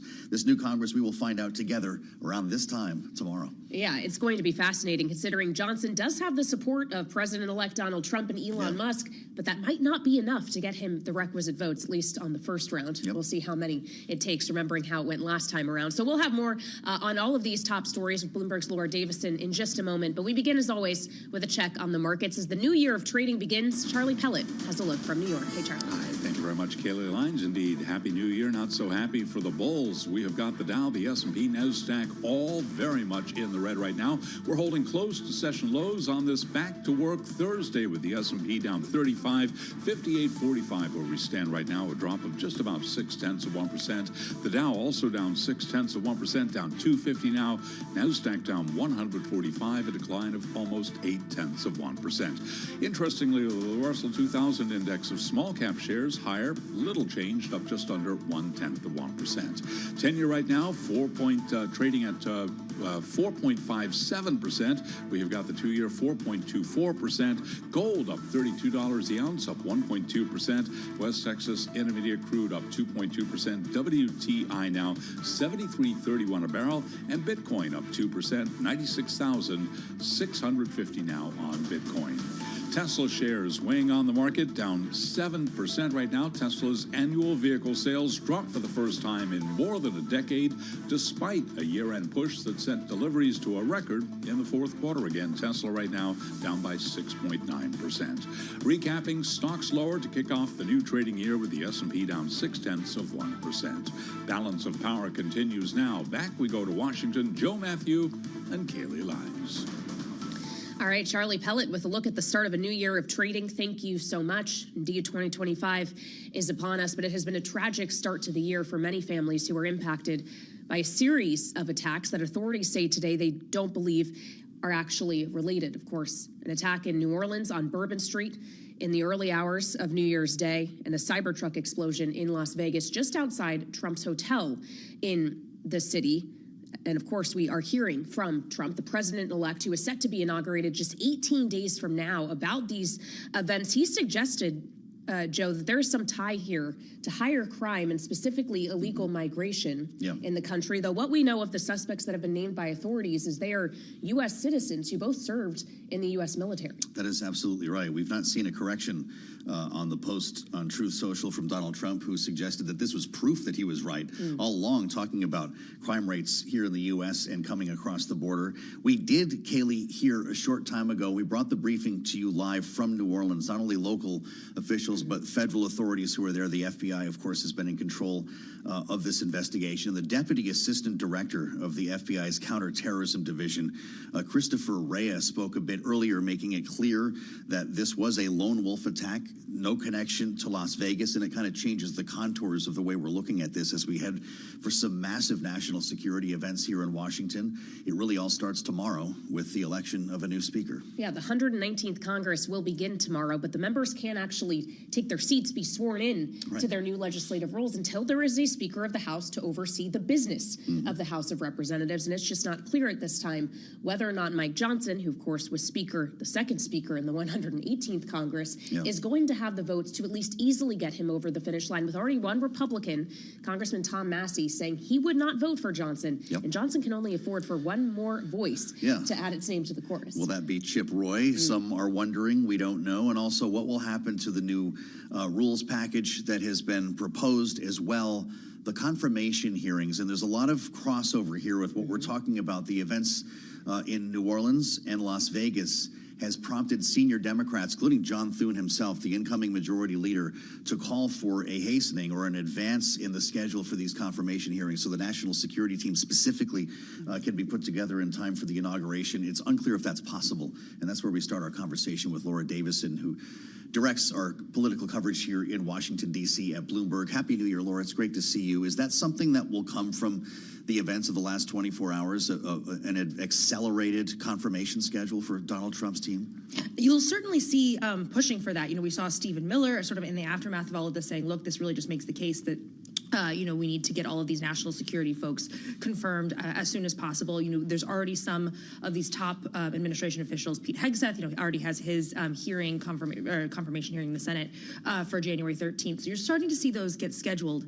However, there's already sort of a pushback from Democrats saying, look, we're going to move methodically. We're not going to hasten things just because of the events of recent days. Well, and there's also a question as to whether some of the pushback against these nominees, like Tulsi Gabbard, for example, who's faced a lot of scrutiny over her relationship with the now ousted dictator in Syria, Bashar al-Assad, if the scrutiny actually gets more intense, if there is concern about a resurgence of some of these terrorist groups or those affiliated them or pledging allegiance to them, as the FBI said, the New Orleans attacker specifically was inspired by ISIS. This is going to be really interesting. Lawmakers are going to come back into town, today, later tomorrow, and they've had, basically 2 weeks when they've been away from each other. They haven't been talking, and sort of some of the concerns of 2024 are now old news, and these new things come to light, particularly with the events in Syria in December as well. That Tulsi Gabbard is one of those names that is coming up as someone who if Republicans are going to say, okay, there's one that we're not going to confirm. She's sort of at the top of that list. We'll see kind of how these things shape up going forward. There were at least signs that potentially the New Orleans attacker, the suspect there, was inspired by ISIS. We'll see how that moves forward as investigators continue. I'm just constantly blown away by how quickly the news cycle and the conversation can change. But I suspect these hearings are going to be difficult one way or the other. Does it make the others more likely? For instance, Pete Hegseth more likely to be confirmed? Will it maybe move up the date for Kash Patel's not supposed to have a hearing till the middle of February at this point? It's certainly possible. On the Hegseth front, a lot of Trump's closest allies, they said, look, if he can kind of survive those really raucous 2 or 3 weeks he had, he's probably good to go. That if you didn't have more people coming out saying, look, I can't support him, that ultimately people would fall in line. We saw that with Joni Ernst. She didn't say outright she would support him, but she said she would support him through the process, whatever that means specifically. On Kash Patel, he's another one who, people have raised some concerns about. But the calendar is just going to get really tricky, because the Senate has all these rules and procedures, and there's a lot of stuff they want to do. They want to do an immigration bill, in the Senate as one of the first things. The House doesn't necessarily agree on doing that yet. We'll see what whoever the next speaker is, where they go. But there's just a lot of things that Republicans have said they want to do on day one. And day one, like every other day, is only 24 hours and only so much you can fit in. Well, let's talk about who that next speaker is, because obviously Mike Johnson would like to stay in the job. Donald Trump has suggested he wants Mike Johnson to stay in the job, as does Elon Musk. But we have very serious questions as to whether tomorrow, when the new Congress convenes, Mike Johnson is going to be able to get the votes. How steep is this hill he has to climb? And is there anyone else who could climb it if not him? So he can only lose, we'll see who actually shows up in the room tomorrow to vote, but he can only lose a handful of votes. You have Tom Massey saying no, he won't vote. There's not a clear person, if it's not Mike Johnson, then who? You floated Chip Roy earlier. He is someone who has sort of built a following in the House, except he also has bad beef with Donald Trump. They go back, he supported DeSantis in the primary, and Trump is unlikely to come out and support him. Jim Jordan's name has always come up during these discussions, but it's not clear. Steve Scalise, also he ran last time. He has had some of his own health issues, though he does have broad support within the conference. It's possible that we go through several rounds of voting, 2 or 3 or 4 rounds of voting for some protest votes that have the Republicans get out of their system, and then ultimately That's a Mike win Johnson. after Kevin McCarthy, right? Anything below 15, less than 15, you're good. Exactly. So this is going to be, a real tense moment. It's possible he sails through, and then that particular drama is behind us. But his job is still on the line, no matter what happens. All you have to do is make a couple Republicans mad, and he could be out of a job. Yeah, narrowest majority we've seen in almost a century. Majority of one is what we're on track. It's not going to be easy for him. Bloomberg's Laura Davison, our politics editor here in Washington. Thank you so much. Now, we are just learning from authorities in Las Vegas related to, of course, the Cybertruck explosion that happened there, that the Las Vegas Police Department will be holding a briefing less than an hour from now at 2 p.m. Eastern time, pertaining, of course, to that incident, which authorities did tell us earlier today they do not believe is necessarily directly related. At least they can't say so definitively to the attack that happened in New Orleans in the early hours of New Year's Day. Yeah, that's for sure. This also was a deadly event. As we learn more about the driver and the source, both of these vehicles came from that same Turo service that had a lot of folks attempting to connect the dots. But as of now, we don't have the ability to do that. No definitive link, according to the FBI. No definitive link, but what the FBI did say definitively was that the events that took place in New Orleans, an attack that killed 14 people plus the suspected perpetrator, was terrorism. Let me be very clear about this point. This was an act of terrorism. It was premeditated and an evil act. This was obviously a critical incident, and with that, lots of information and tips come pouring in from law enforcement, first responders, and the public. We want to get more reaction now to these events and what they mean, and turn to Jane Harman, who is chair of the Commission on the National Defense Strategy, also former Congresswoman from California, and author of Insanity Defense, Why Our Failure to Confront Hard National Security Problems Makes Us Less Safe. Jane, thank you so much for being with us here on Bloomberg TV and radio as we consider the FBI's characterization of this individual, Jabbar specifically, as someone who at this time they believe was a lone wolf inspired by ISIS. It raises the question of how the U.S. can better combat radicalized lone wolf terrorists like this. Well, this continues to be a very hard challenge. Soft targets like 3 a.m. in Las Vegas when the bollards are down, in New Orleans when the bollards are down, or Las Vegas, are hard to protect totally. I mean, New Orleans has to do a better job yesterday, but it is interesting that both attacks occurred right around the new year. And the local authorities have said there's no connection, but I would just offer the fact that there are copycats and there could be more, and I hope we don't have a failure of imagination here. It seems to me there would be motivation by ISIS because of how Syria has gone, and we have attacked them in Syria, we the U.S., to hit more soft targets in the U.S. And let me just point out that they're not targeting Democrats or Republicans, they're targeting America. So we better pull together a little here, as we did after 9/11, and understand that our country, not just one party, is under attack. And that motivates me to say one more thing. These people were not illegals coming across the southern border. Let's get over this. I'm not saying there isn't a border issue, and a bill could have passed months ago if Trump hadn't blocked it. But I'm saying that there are other threats to America and to our infrastructure from many countries and many terror groups. And having a responsible group of people in chairs in there at the Pentagon and the DNI and all the other senior law and the FBI law enforcement positions matters. Well, indeed, the point's taken, Jane, and we haven't seen a correction on that Truth Social post. But I wonder your thoughts on what we heard from the outgoing director of the FBI, who has been framed as a sort of bad guy by the incoming administration. He's basically been fired or forced to resign. But it was Christopher Wray who repeatedly said in congressional testimony last year that the United States faced a significant threat from lone wolf terrorists inspired by the events in the Middle East specifically. And now we have this truck with the ISIS flag and basically what the FBI director was warning us was going to happen. Does he need to be acknowledged for being right? He was right. And he's not the first person to say this. We've been talking about this since 9/11. Right after 9/11, I became ranking member on the House Intelligence Committee. And we talked, again, not on a partisan basis, about threats to America. He is right. I'm kind of sorry he's resigning. He has a 10-year position. And he's now creating a circumstance where possibly the Trump appointee or whoever is confirmed for the position may be forced out in less than 10 years. The whole point of a 10-year tenure was to put him beyond political whims, sort of like the Supreme Court, but they have life tenure. But the point is to make the FBI an independent agency, and I worry a lot that could change very quickly. Well, you're alluding to, Jane, of course, Kash Patel, who has been nominated to lead the FBI next, needs to be confirmed, as does Tulsi Gabbard, who has been tapped to lead or be the Director of National Intelligence. There's Pete Hegseth, who's been tapped for Defense Secretary as well. Do these events make all of those confirmations easier to achieve in the U.S. Senate? Unclear. I know that that's what the Trump administration is pushing.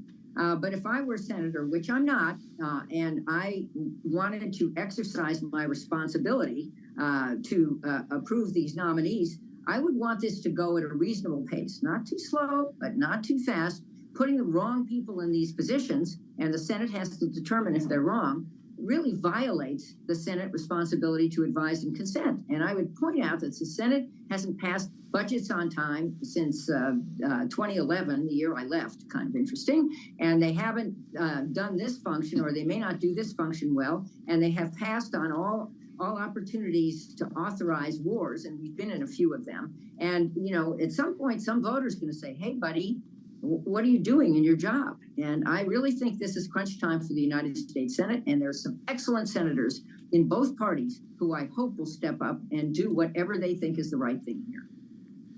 How's Joe Biden doing, Jane, in these final weeks of his administration? He was before the American people yesterday. I suspect he might speak again today or tomorrow after being briefed in the Situation Room on what happened in New Orleans and Las Vegas. Should he try to correct some of the information that Donald Trump is putting out here? What is the role as these two essentially compete for attention in the next 3 weeks?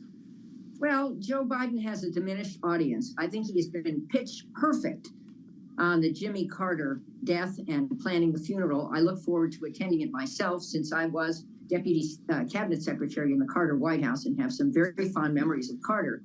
And one of the things that's heartening is that his 4 years in the White House has been reviewed and reconsidered. He didn't do everything right, but he was a moral conscience, and we surely need one now, and Biden gets that. Biden, I think, endorsed Carter, was the first senator to endorse Carter back in the day, and they were good friends, and he stepped up to that, and he does need to speak out here if he has an opinion. Certainly, he should. I think this claim that these people crossed the border to carry out these attacks, which is totally bogus, has to be corrected. It's great to have you back, Jane, especially on this day. Happy New Year to you, despite the news that we've been discussing. And we look forward to another year of conversation with Jane Harman, chair of the Commission on the National Defense Strategy, former Congresswoman, of course, with a lot of questions still to be answered, Kaylee, though the FBI has been doing a pretty good job knocking down misinformation, ideas of connections that may not exist, and the fact that he apparently, the attacker in New Orleans, was not wearing a suicide vest, as had been reported early on, the FBI saying that's not true as well. Yeah, and again, the FBI saying that they do believe that it was just a single suspect that was involved in that attack in Louisiana, a lone wolf at this time, and they do not believe the public is in danger. We'll have much more still ahead here on Bloomberg TV and radio.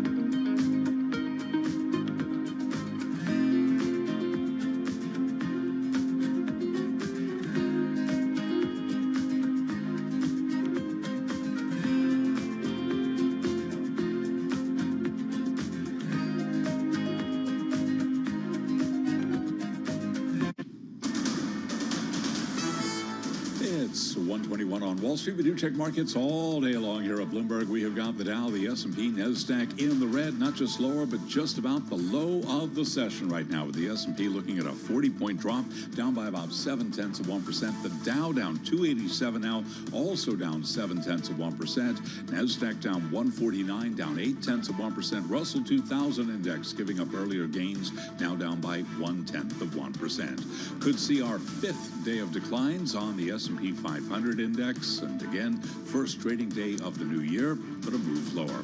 10-year 4.59%, the 2-year 4.24%. Gold up $32 the ounce, surging 1.2%. West Texas Intermediate crude up 2.2%. Bitcoin also up 2.2% right now. Bitcoin 96,820 on Bitcoin. Carvana shares are whipsawing, down by almost 3%, swinging between gains and losses after Hindenburg Research said it took a short position in the online platform for buying used cars.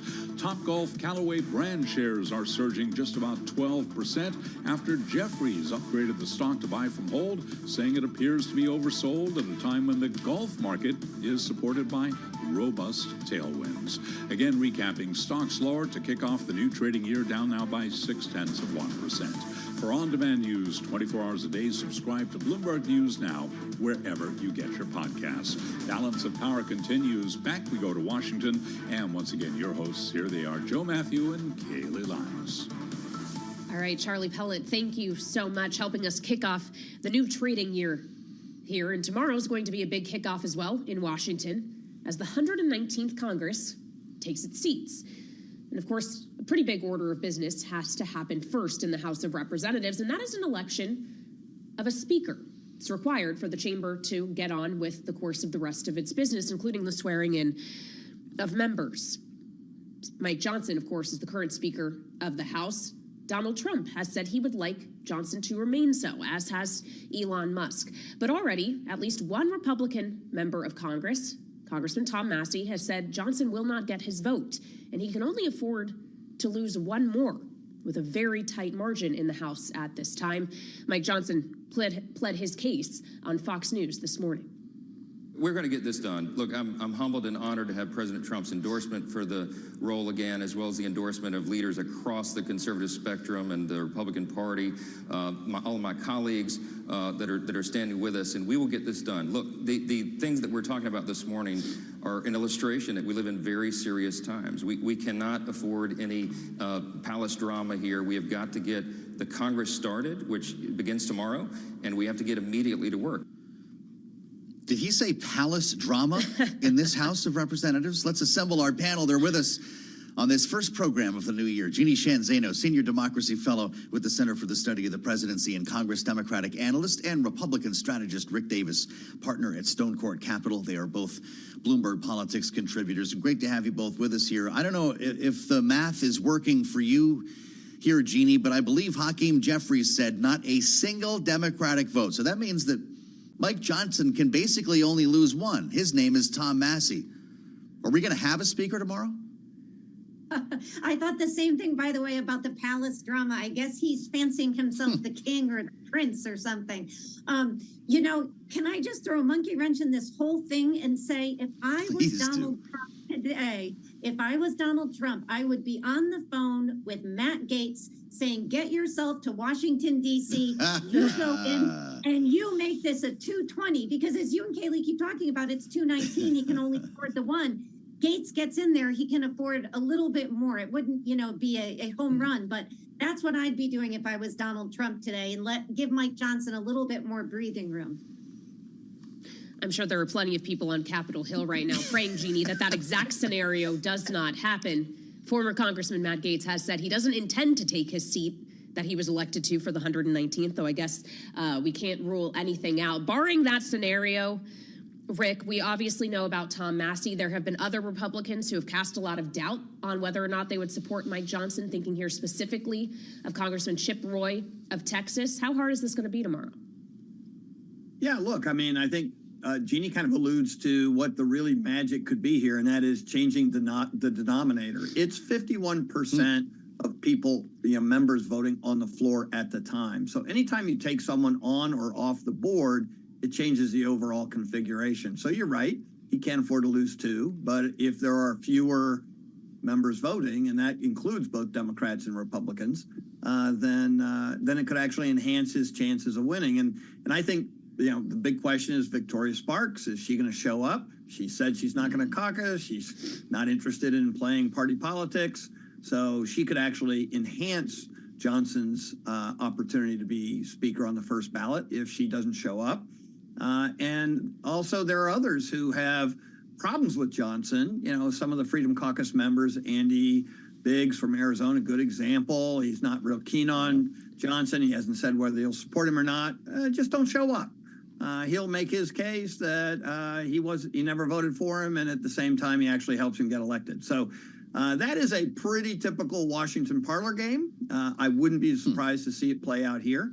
My guess is that Democrats all show up in force.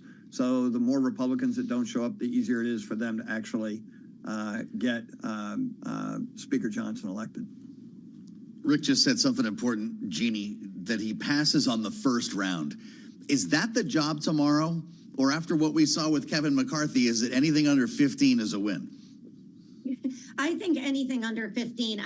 Listen, at this point, if they can get a speaker tomorrow, even if it takes a few rounds, that would be a good thing. And of course, the person everybody is watching, because we know, as Kaylee mentioned, that Massey is a firm no, is what happens with Chip Roy. And what we understand is he has said, maybe Mike Johnson names him chair of the Rules Committee. That may help him get to a yes, because he's not a firm no yet. So in addition to the denominator issue that Rick was talking about, a lot of this is going to be, what can you do for me, Mike Johnson? What kind of carrots can you give to get me to yes, or at least to stay out of the chamber, and so you can get to yes? And that's what we'll be watching as well. If they were to name Chip Roy chair of the committee, he's already on it, that would be problematic for a lot of other Republicans. And, Democrats are going to be there in full force. Even Nancy Pelosi, who broke her hip recently, is going to be there. Mm-hmm.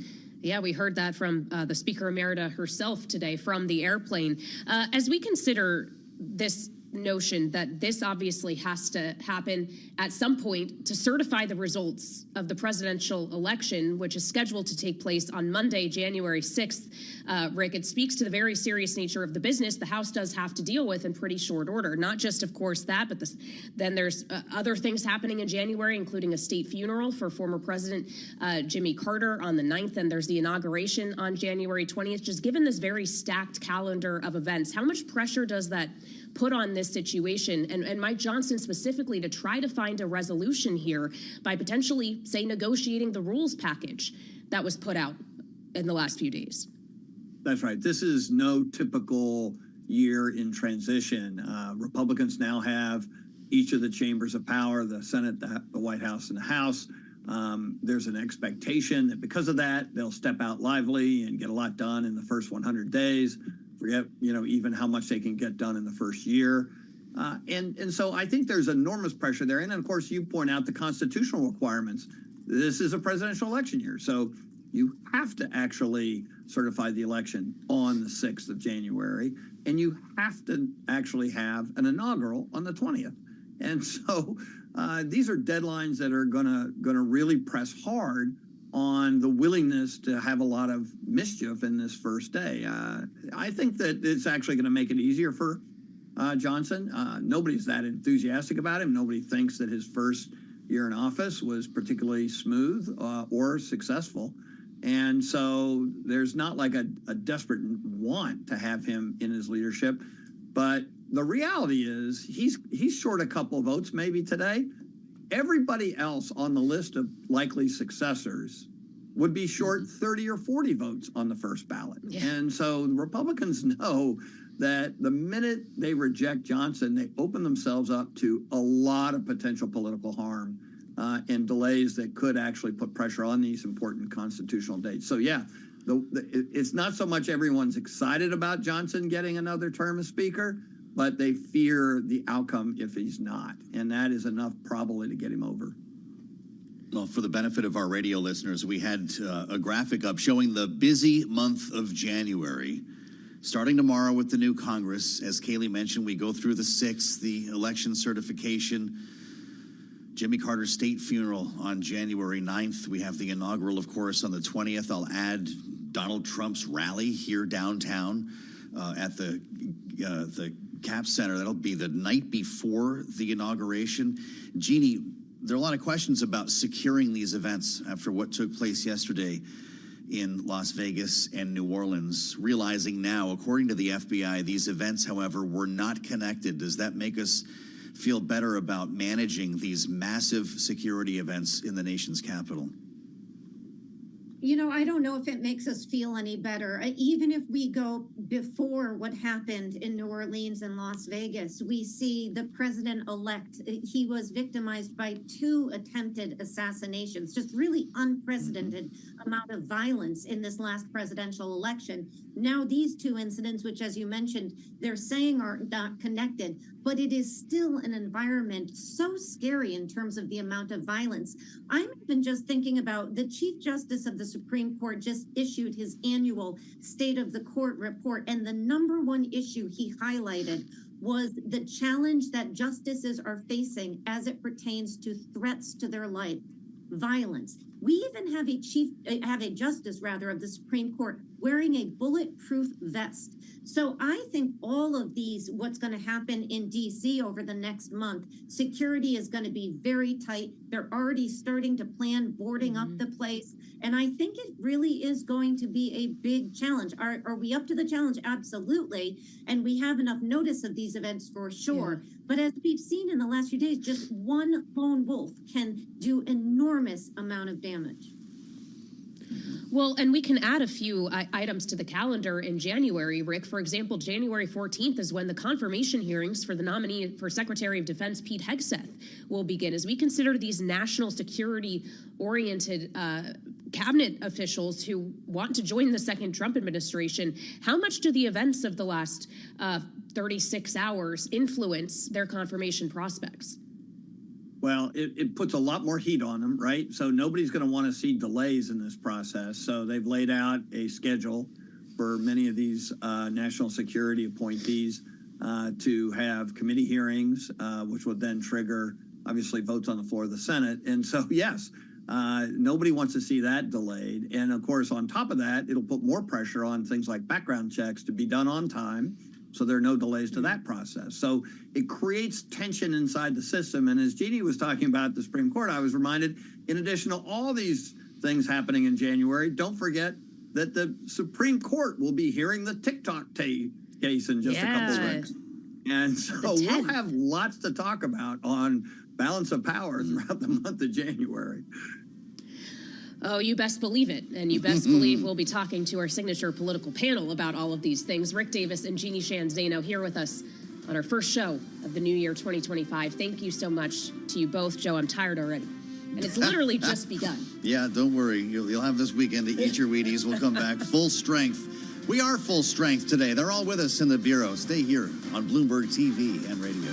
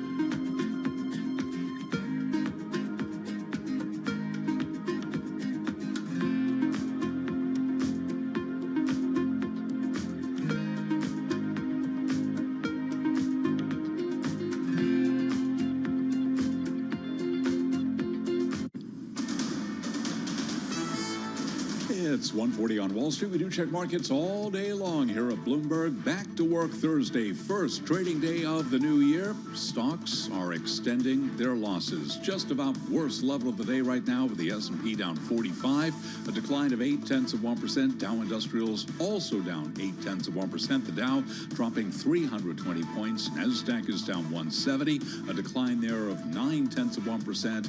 And after an earlier advance, the Russell 2000 index of small cap shares is lower. We've got that index now down by 0.4%. The 10-year with a yield of 4.57%. The 2-year 4.24%. Gold up $30 the ounce. Spot gold up 1.2%. West Texas Intermediate crude oil now higher by 2%, $73.16 a barrel. And Bitcoin up 2.1%, 96,784 on Bitcoin. Aviation analytics firm Cirium is out with a list of the world's most punctual airlines. Aeromexico, number 1, with 86.7% of flights arriving on time. Number 2, Saudi Arabian Airlines with an 86.35% on-time performance. Delta came in third at 83.35%. Delta shares trading lower along with other airline stocks. Delta right now down by 2.8%. We've got United, which was number 10 on the list, by the way, down 2.3%, and American down 3.2%. Balance of power continues now. Back we go to Washington. Once again, your hosts, here they are, Joe Matthew and Kaylee Lyons. All right, Charlie Pellet, thank you so much. An authority not only on Wall Street, but on aviation. Someday I want to take a plane ride with Charlie Pellet somewhere. He takes these adventure trips, you know, to land on the shortest runway in the world. Ask Charlie if you want to know how to fly. That was fascinating to hear. So great to have you with us. It's the Thursday edition of Balance of Power. Welcome to the new year. As we try to get our arms around breaking news that started yesterday, of course, in New Orleans, then it was Las Vegas, and today it's Washington, Kaylee, as we learn more about what did and did not happen. We've had so many questions about linking these two events. The FBI in New Orleans earlier today making it clear that there is no link. Let's listen. There's also an FBI investigation in Las Vegas. We are following up on all potential leads and not ruling everything out. However, at this point, there is no definitive link between the attack here in New Orleans and the one in Las Vegas.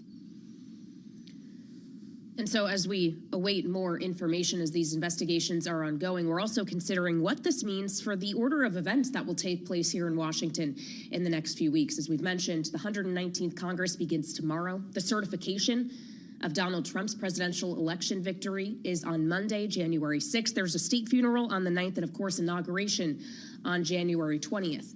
And in the meantime, we could have some hearings for national security-oriented nominees who Trump has tapped to join his second administration. And we're starting to see some weigh in on the urgency of those confirmations as a result of these events. So for more now, we want to go to Bloomberg's Tyler Kendall, who is live at the White House. Tyler, what else are we hearing in terms of political reaction? Yeah, hey, Kaylee. So President Biden actually just touched down here at the White House off of Marine One last hour. We're then told that he was immediately shuffled into the Situation Room where he's meeting with his national security team to get an update on these incidents. President Biden always had these pre-scheduled remarks at the top of the next hour on a different subject. We're going to wait and see whether or not he gives an update to the nation on either of these incidents, because as you've been covering and as we just heard the last time that President Biden made remarks, he said that the FBI was probing whether or not there were either direct links between these two incidents, and the FBI has since confirmed that there are not. Now, they also confirmed that the New Orleans attack at least was an act of terrorism. And we're also waiting for an update from Las Vegas officials. That's also expected to happen at the top of the next hour. I can tell you, though, about that investigation that law enforcement on the ground in Las Vegas have confirmed that they're actually working pretty closely with Elon Musk after the Tesla team came out and supplied them with footage from Tesla charging stations around the country that allowed them to essentially track this vehicle up until the point of its explosion. Now, Kaylee, as you're mentioning political reaction, we're also waiting to see if there was potentially a political motive when it came to that incident, considering that it happened in front of a Trump International hotel in Las Vegas. Tyler, we know that the president, based on your reporting, assembled his Homeland Security team in the Situation Room a bit earlier. We're going to be receiving a briefing from authorities in Las Vegas coming up at 2 p.m. Eastern time, about 15 minutes from right now. we're curious, of course, whether we're going to hear from the president again after this, but he has something else on the schedule here, awarding the nation's second highest civilian medal to Liz Cheney and Benny Thompson for leading the January 6th committee in the United States House. This will be an important moment in the final throes of this administration today, won't it? Right, exactly. And actually, that brings up a further question about security, particularly when we are talking about January 6th, just on Monday, when we are expecting Congress to count and certify the Electoral College results in favor of President-elect Trump. We already knew that the Secret Service was ramping up security ahead of it after what happened in 2020. And it's also leading to questions about security for the inauguration. I can tell you from where I'm standing right here on the White House North Lawn, security and barricades are already going up in front of the White House as they gear up for this. The Secret Service has declared it a high security risk incident, which means that they are going to bring in law enforcement agents from around the country, much like how we saw when we were on the ground at the Democratic and Republican national conventions this summer. All right, Tyler Kendall on the North Lawn of the White House. Tyler, thank you so much for the reporting today. As we try to get our arms around the start of this new Congress, it will be right at this time tomorrow. We'll be talking with you on Bloomberg TV and radio about what may be happening with a speaker's vote. Of course, to bring in the new Congress, to swear in the new Congress, you need to have a Speaker of the House. And somebody who knows a little bit about that is Brittany Martinez, who worked in Kevin McCarthy's Speaker's office, Republican strategist and founder of Espina and Company. It's great to have you back, Brittany. Happy New Year. What's your expectation for tomorrow when the 119th Congress attempts to begin? Well, thank you for having me back, and a Happy New Year to you as well. You know what? I think that Johnson's going to get the vote. I don't know if it's going to happen on a first round. I do think that a little bit of chaos is going to ensue, but he did get the Donald Trump endorsement, so I think his speakership is safe for the most part. Well, so let's talk about that Trump endorsement, because many people have suggested to us that that is what would make or break anyone's speaker's bid. But it doesn't seem that Trump is necessarily swaying the minds of those lawmakers that we have greatest question about. Tom Massey, as we've repeatedly said, is a firm no, but we're unclear on people like Chip Roy or Andy Biggs. Keeping in mind, Chip Roy endorsed Ron DeSantis in the Republican presidential primary initially. So does Chip Roy really care what Trump says? I think that the folks that are the most concerned are probably the ones that you mentioned and may not care that much what the former president has to say. But there were some folks during the CR who were very tough on Johnson beyond those people. So I think in that sense, it'll help those people, the freshmen coming in. I think that it'll sway their vote. But yes, you're right. There are a couple of outstanding ones from the Freedom Caucus, especially, who probably won't vote for Johnson, at least not on the first or second vote. I would expect it to maybe go to 3 votes. If it went longer than that, I would be a little bit surprised. But it's a 119th Congress. Hopefully things will be more normal than they have been. But it's been a weird few years. So I think that he doesn't have it on the first time. All right, this is good, though. Brittany Martinez tells us 3 rounds. I'm going to remember this tomorrow. Brittany will play the tape back. We're hearing anything less than 15 is a good look for Mike Johnson. There's a question, though, about whether the gentleman from Florida shows up. Is Matt Gaetz going to show up tomorrow to be sworn in and help Mike Johnson and Donald Trump with the math?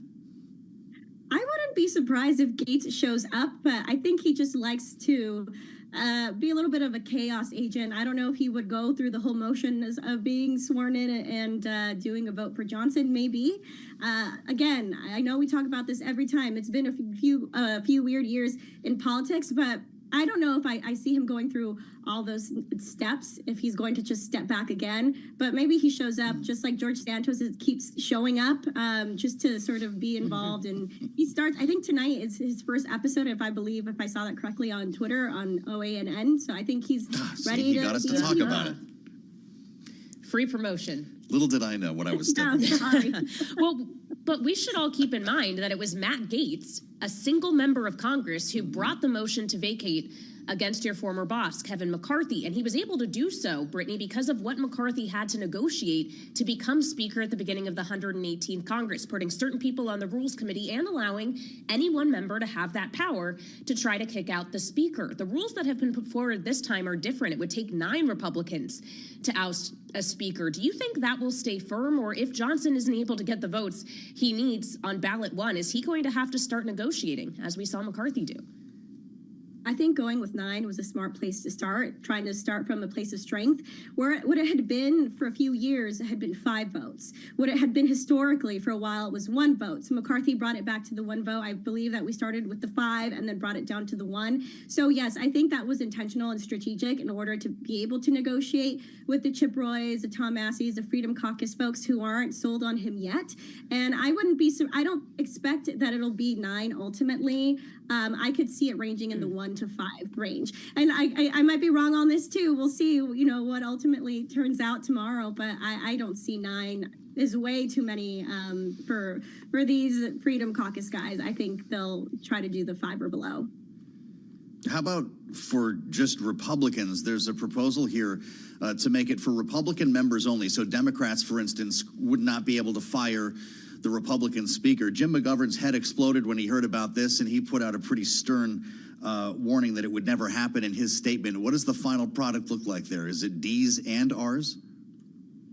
I think it should be both. Ultimately, it's a Congress for the people. So why are Republicans, just because we're in the majority, the only ones who can bring forward that motion?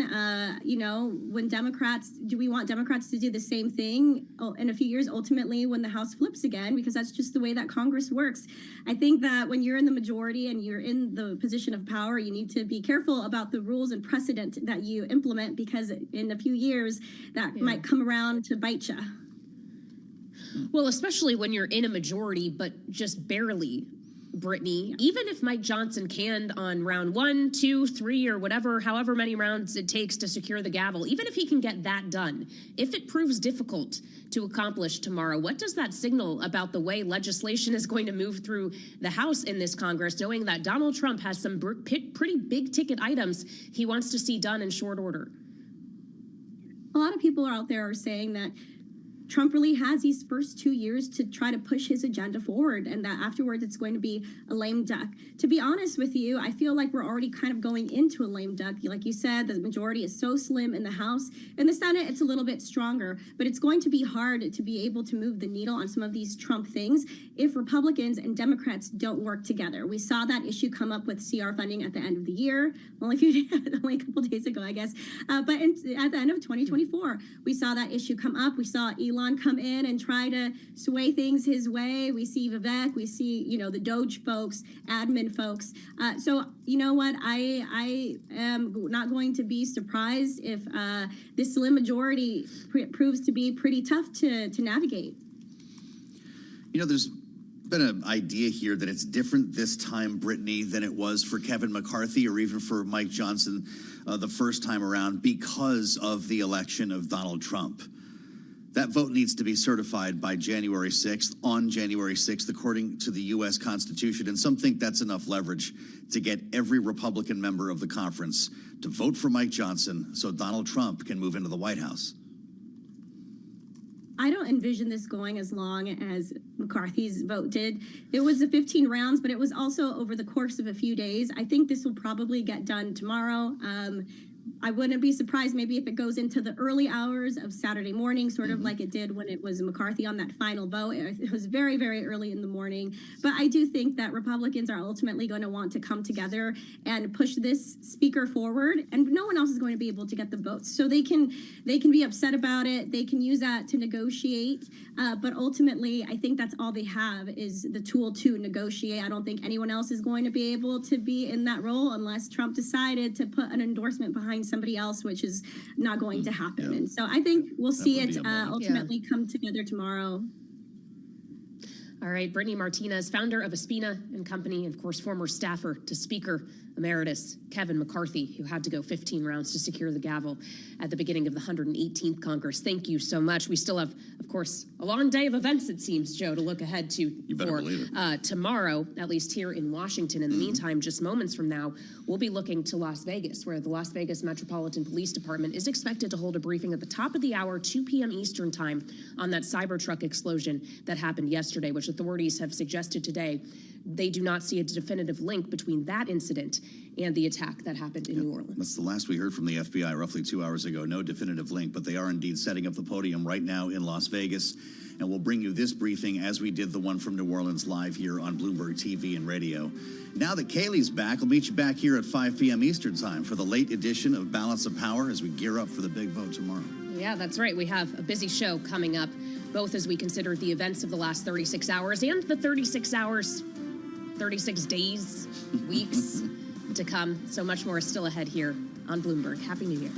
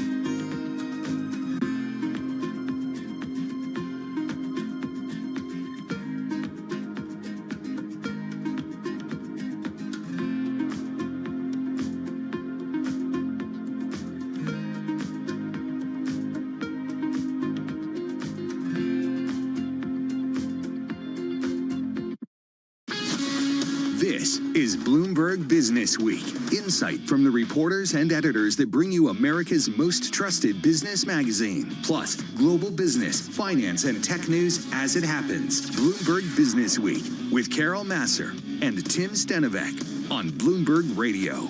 All right, we are back, kicking off the new year. It's so good to have you here. Hope you had a good holiday. Are you talking to me? Yes, I am. Oh, thank you. To It's everybody. good to be here. Okay. Welcome back, everybody. This is Bloomberg Business Week. Radio, TV, YouTube, Bloomberg Originals. Carol Master, Tim Stanovic.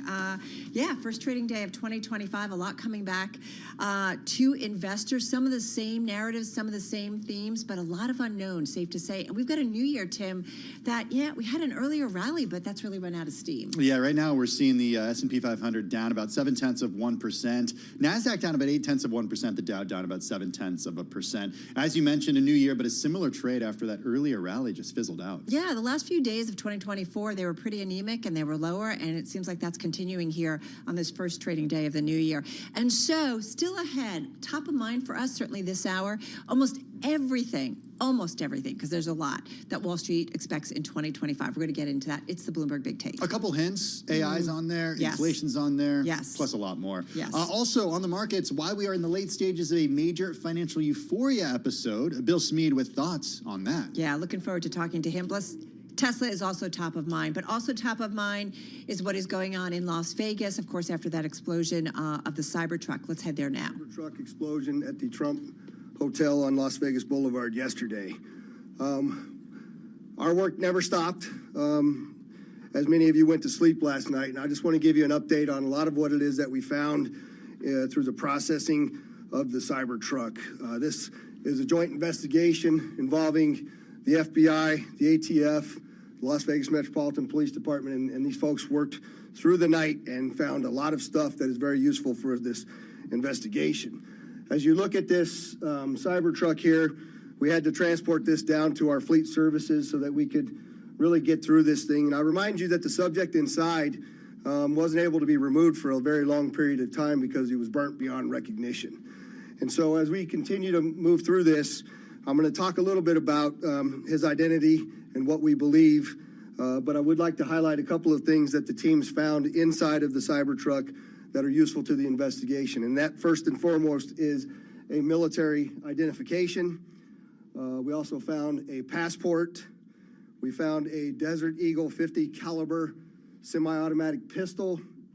And if you'll notice on a lot of these guns that we're going to talk about here, they're almost just burnt beyond recognition as well. There's a SLR model B30 semi-automatic firearm, number of fireworks that were still in the vehicle that had to be removed. Notably, we found an iPhone and a smartwatch, and then several credit cards were also in the name of our subject. Our subject is 37-year-old Matthew Livelsberger. He's of Colorado Springs, Colorado, born July 22nd of 1987. Now, as you'll see here on a picture of his driver's license, let's see, the question really still remains for me, and I know that there's a lot of you folks in the media that are identifying this person as the person in our vehicle.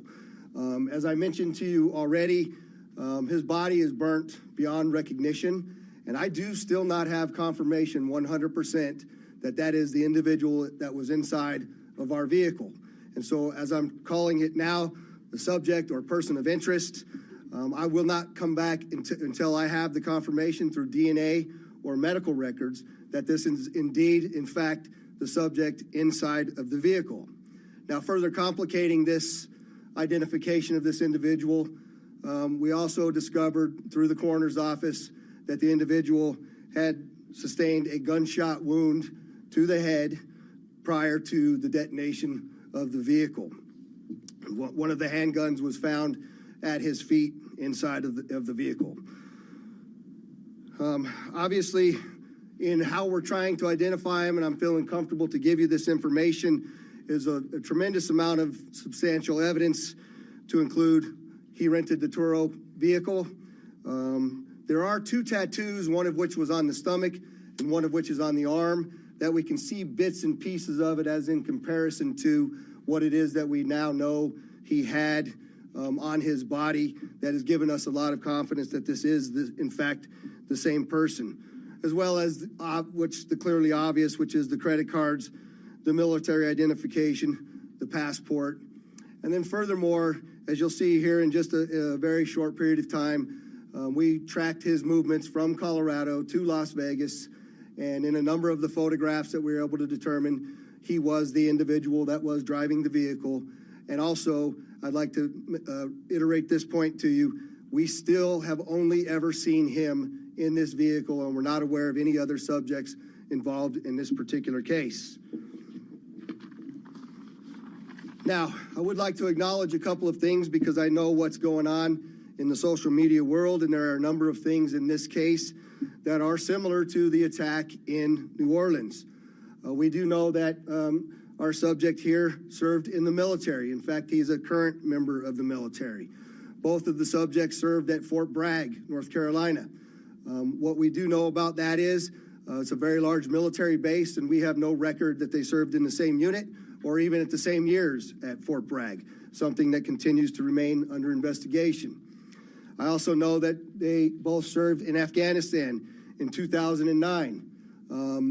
We don't have any evidence that they were in the same province in Afghanistan, the same location, or the same unit. Again, something else that remains under investigation. And we also know, of course, that they both used the rental company Turo to rent their vehicles. As far as his military background, it's been confirmed by DOD that he was indeed in the United States Army. He was also a Green Beret operations sergeant who spent most of his time at Fort Carson, Colorado, and in Germany. He was on approved leave from Germany, where he was serving with the 10th Special Forces Group. He was also previously in the National Guard and the Army Reserve.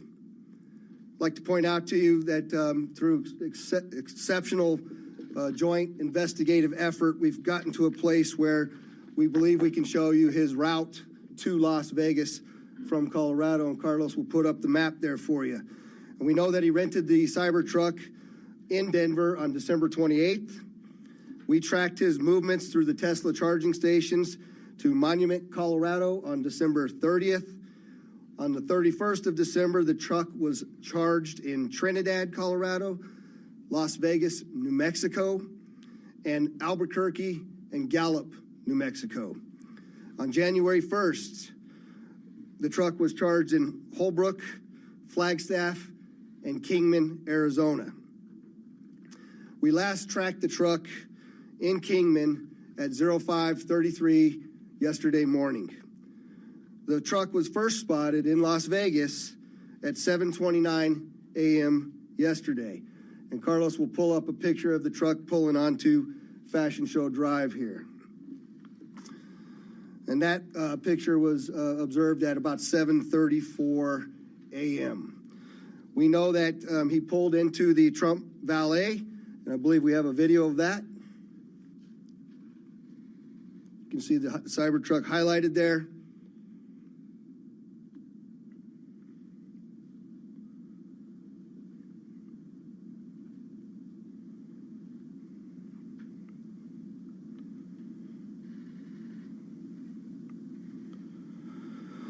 So through extensive surveillance video, we were able to track him leaving there, and we know that he went to several different places along Las Vegas Boulevard, and he spent some time in a parking lot of a business near Flamingo and Las Vegas Boulevard.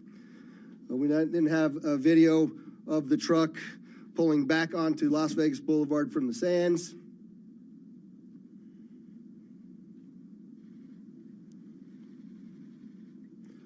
You see that there? That's north on the boulevard from Sands at 8:39, where he then immediately heads to the Trump Hotel, pulls into the valet area, and as of course you all know, the explosion occurs within 17 seconds of his arrival at the valet. There's some additional investigative updates that are going to be provided to you by a couple of the other speakers here, the first of which will be our special agent in charge of the FBI local office, Spencer Evans. Spencer? Good morning. My name is Spencer Evans. I'm the special agent in charge of the FBI's Las Vegas division. As the sheriff mentioned, we've been working through the night with our partners, the Las Vegas Metropolitan Police Department and other agencies, to gather all the facts and determine a motive to what was initially reported to the FBI as a bombing incident, to which our special agent bomb techs and others responded. Obviously, we're always concerned in these sorts of events to ascertain what the motive is. We understand that's everybody's at the forefront of everyone's thoughts. And so looking into exactly what the motivation is remains our number one priority. This is why the FBI's Joint Terrorism Task Force has been brought into play. The Joint Terrorism Task Force, most important part of that acronym is joint. It is done in concert with our partners, which are comprised of more than a dozen investigative agencies here throughout the state of Nevada. We've been working hand in glove, side by side, tirelessly to determine, is there any ongoing threat to the public, to identify the subject, to determine any potential connection to other events going on in the world, most notably in New Orleans, and then obviously to determine if there's anything else that we need to be tracking down. At this time, as the sheriff's pointed out, we feel that the subject has been identified, although not conclusively, waiting for DNA evidence on that front. However, we do feel like we have the subject identified, and at this time, there is no information about additional subjects that the FBI is tracking on. Our resources, as I mentioned, that have been deployed in support of this event include Special Agent Bomb Techs, our evidence response team, which is processing crime scenes, side by side with the forensics folks from Las Vegas Metropolitan Police Department, our investigators, our intelligence analysts, and then outside of the FBI Las Vegas field office, we have investigative leads that are being conducted by FBI field offices, both internationally and domestically as well.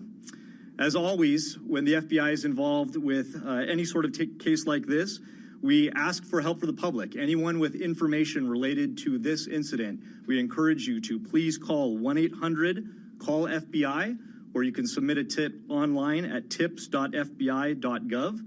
We've already received thousands of tips related to this incident. The challenge that we face moving forward is to separate those that are pertinent and relevant and those that can be verified for those from those that have not.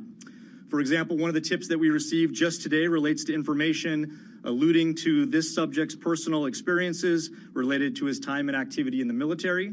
Again, that's unverified and uncorroborated, but one of many tips and leads that we will be following up in the days that come.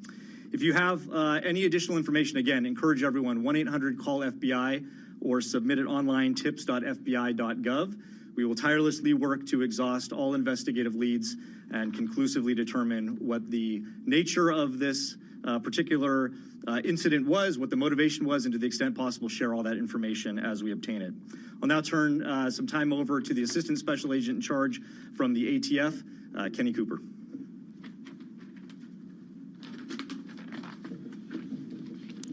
Good morning, everybody. My name is Kenny Cooper. I'm the Assistant Special Agent in charge of ATF San Francisco Field Division. ATF is bringing our expertise in post-blast investigations and our crime gun intelligence to specifically assist in this investigation. I will tell you that our Special Agent Bomb Techs are working with FBI and with Las Vegas Metro and sifting through that post-blast debris to find components and investigative leads that will derive from that evidence process. We're too early into that investigation process to give any determination as far as how this device was initiated. I will say that we do know that the components primarily consist of fireworks, mortars, aerial shells, and are all consumer fireworks.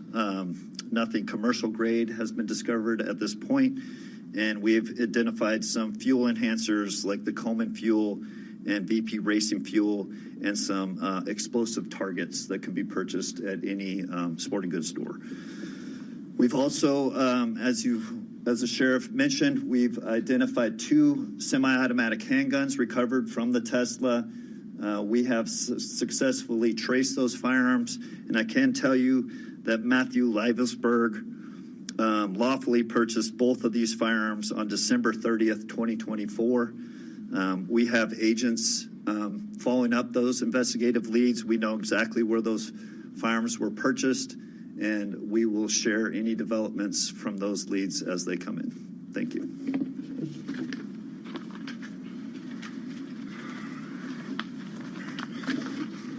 We also have the Clark County Fire Chief here, John Steinbeck, and he didn't have any additional updates, but if there's any questions in regards to what the fire department did during this, he's here to answer those questions as well. With that, I'd just like to say before I take a couple questions from all of you, You'll notice that we're not releasing information that we haven't corroborated and verified. We're very well aware of all of the things that are going around on social media. But that's just the way we're going to conduct this investigation. We're not putting it out until we can tell you for a fact what information it is that we're putting out. And so we're going to continue to do that, but I'm also confident to tell the Las Vegas community and this great nation that we don't believe there's any further threat from this subject or anybody associated to him here in Las Vegas. With that, Denise, I saw you had your hand up. If you could just identify yourself, please.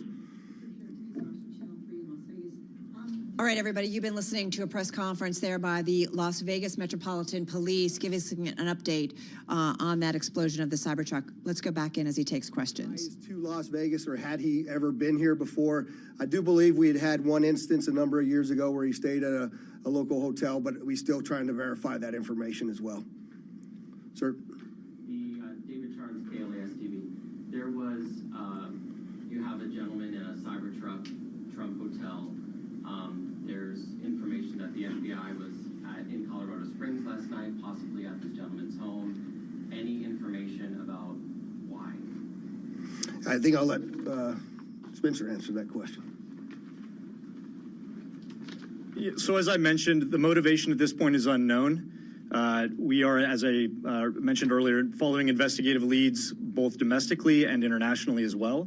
And so that includes search warrants and witness interviews, collecting forensic information, and basically trying to compile the facts. And so there's investigative activity taking place literally around the globe, trying to determine what the potential nexus is. But at this time, at this particular moment in time, as the sheriff aptly said, we have to focus on what we know and what we don't know. We know we have a bombing, absolutely, and it's a bombing that certainly has fact-raised concern. It's not lost on us that it's in front of, of the Trump building, that it's a Tesla vehicle, but we don't have information at this point that definitively tells us or suggests it was because of this particular ideology or any of the reasoning behind it. That's the purpose of the investigation that we're conducting, is to get to the bottom of exactly what happened, why and how.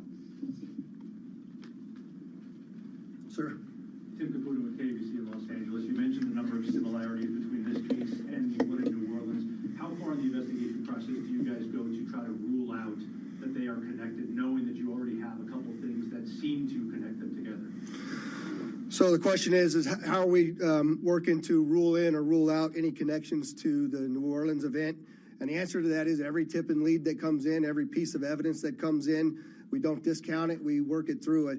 It's an interesting thing during these kinds of investigations that if these turn out to be simply similarities, very strange similarities to have. And so we're not prepared to rule in or rule out anything at this point. There's lots more for us to do in this investigation. We haven't even gotten into the phones or the computers, which are usually very, very instructive and informative to us as we investigate. And we've got a lot more work to do to trace him, to see the stores that he went to rule out anybody else. Lots of investigative work to do, and we're just trying to give you an update on what we know now. That is factual. Was the gunshot wound to his head self-inflicted? We believe the question is, was the gunshot self-inflicted? And we do believe it was, since he was the only person in the vehicle, and it occurred immediately prior to the vehicle blowing up. Back there, sir? Yes, sir. Morgan Chesney, NBC News. With the evidence you've seen so far, are you comfortable now calling this a suicide mission? The question is, am I comfortable calling it a suicide mission? I'm comfortable calling it a suicide with the bombing that occurred immediately thereafter. I'm not giving it any other labels. And with the friends and family you've spoken to so far, have they shared any prior red flags? The question is, did we have any of the family members share any particular red flags? Again, I'll go back to what I know is circulating on social media, but none of that has been verified at this point. And final question, real quickly. All the components you found inside the Cybertruck, were they all purchased in Colorado? The question is, were all the components found inside of the Cybertruck purchased in Colorado? And I don't know the answer to that. That's part of why we're doing the extensive part of the investigation. Associated Press, can you talk a little bit about the security measures you have in place at the hotel now? So, as you all know, we had just successfully completed a New Year's Eve event where hundreds of thousands of people come to Las Vegas. I've extended our posture just like it is for a New Year's Eve event, where I have thousands of police officers that are working day in and day out. obviously dozens and dozens of people that are working on this investigation as well. We'll continue to look at what that security posture looks like, but I'm confident in the safety of our community as we move forward. Go ahead in the middle there. Have any sort of criminal record at all? And also, do you know when that Turo vehicle was rented? The question was, is there any criminal record? None that I'm aware of. That has not been brought to my attention that he had a criminal record. And I said that the Cybertruck was rented on December 28th in Denver, Colorado. Right here. Hi. Have you guys been able to verify that he checked into the Resort World Hotel the day before this? The question is, do we know if he checked into the Resorts World the day before this? I'm not aware of that information. Sir? Mike Allen, Fox 5 Vegas. You mentioned increased security presence at the Trump International. Is that going to extend further along the Strip, or is it just there? And how long do you anticipate that? The question is generally about the security posture, and that's entirely our entire community, not only Fremont Street and the Strip, but surrounding neighborhoods as well, just to make sure that we have the community feeling that level of safety that they need to feel after an event such as this. Right next to you there. Katie from the Las Vegas Review Journal. How exactly were you guys able to use the charging stations to track the car's route? The question is, how were we able to use the tracking or the charging stations to track the vehicle all the way through? And I'm not exactly sure how to answer that question just yet. I know that there's some capability by being able to determine that the car is connected to the charger. One of the things that we're looking for is anybody that may have been at the charging location at the same time. We're looking to try to identify them because their vehicles would have also had cameras that would have taped anybody in and around them. We're trying to get people that may have been in the same locations at the same time that have video on their vehicle that could provide that video to us as well. I'll take two more. Go ahead. Can you talk about the damage being contained by the Cybertruck itself, and do you think that plays into whether he was aiming to hurt others or was it a public suicide? Yeah, the question is about the Cybertruck and the lack of damage to the Cybertruck and containing the explosion. Carlos, if you could put that truck back up there, it might be helpful. But, you know, you'll see if you look on the outside of that vehicle, it's hard to tell from that photograph. But other than the windows being gone, that's a bit more disassembled than it was at the scene, and the back area being blown off. There's no evidence of physical damage to the sides of that vehicle. And so the explosion that was in that vehicle sort of vented out and up, but it didn't even damage the glass doors at the Trump. So I'm not sure what that means. I also know that there's a number of unexploded pieces of the things that he had inside of that vehicle. And so I just don't think that it was done as well as he was expecting it to be done. But go ahead. Sofia Rodriguez with Univision Vegas. I was wondering, were you able to recover the video from the Cybertruck, or was that destructive? So the question is, are we able to recover the video from the Cybertruck? And many of you may know that those Cybertrucks contain a tremendous number of cameras. Mr. Musk has sent out a number of his folks that will be arriving here this afternoon with the intent to try to capture the part of that captured all of the video from inside of the truck. Sir? Just quickly, you had mentioned a number of the components in the back of the truck that did not go off. Maybe this is a better suited question for ATF, but when it comes to the rudimentary nature of the bomb, I think we mostly think of a bomb that is connected. This seems like individual kind of incendiary and combustible components put together. Can you speak to how you think this is a bomb, or was it just several pieces of things that might blow off and might explode that were just lit and gone off at the same time? Yeah, I'll tell you, it does appear that it was, I just want to be careful with my language here, but the level of sophistication is not what we would expect from an individual with this type of military experience. That most of the materials inside that Tesla were fuel to help fuel a greater explosion. But it's too early to answer any question as if there was sophisticated connectivity to those components to make it ignite in the way that it did. All right, there was one last hand over here. I'll take your last question. Or maybe this is for Special Agent Evans. Mike Carter, any idea if the suspect has been in touch with any outside terrorist groups? Has this investigation extended globally? The question is, do we know whether the subject's been in touch with any outside terrorist groups or if it's been investigated globally? And Spencer, you want me to? Okay. So the question about whether it's being investigated globally, absolutely. Like I said, we're running down investigative leads around the world. No information that we're aware of right now that connects this individual to any terrorist organization around the world. But that's obviously the thrust of the investigation, is ruling out that there's any sort of terrorism nexus, and then again getting at what the ideology is. We appreciate you all coming, and we will be back before you when there's substantial updates to provide to you. Thanks for all your great work.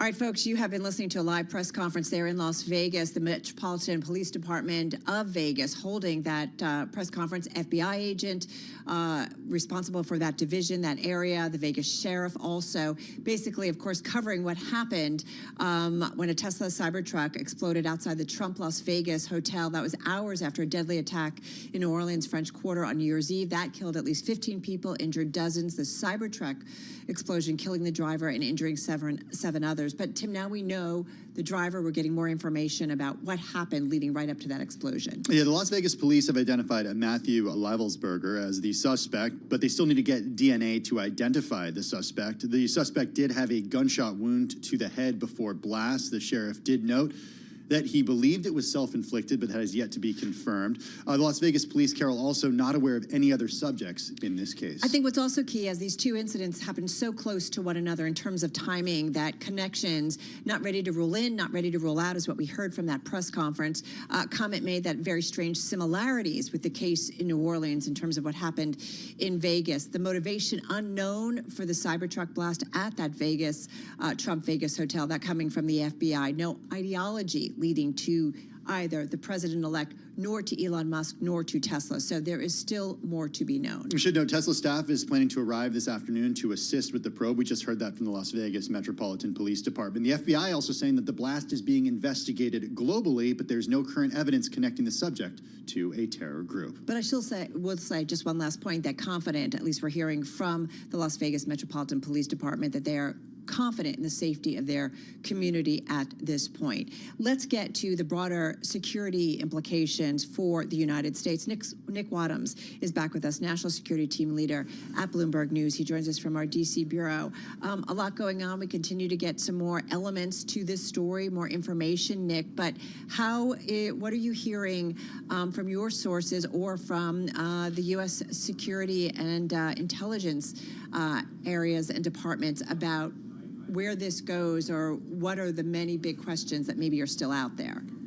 Well, it looks like the biggest question now has essentially been answered, which to a lot of people's mind was what was the connection between these two incidents. Obviously, during the press conference there, you heard the sheriff say that there were certain similarities, but officials are now saying essentially that they see no direct connection between these two attacks. There had been some reporting that the two suspects may have, they were both obviously U.S. military veterans, may have overlapped briefly at a base in the United States during their time when they served. But for the moment, that looks like it was a little bit of a false trail, and there was no connection, though that was, a lot of people's immediate instinct.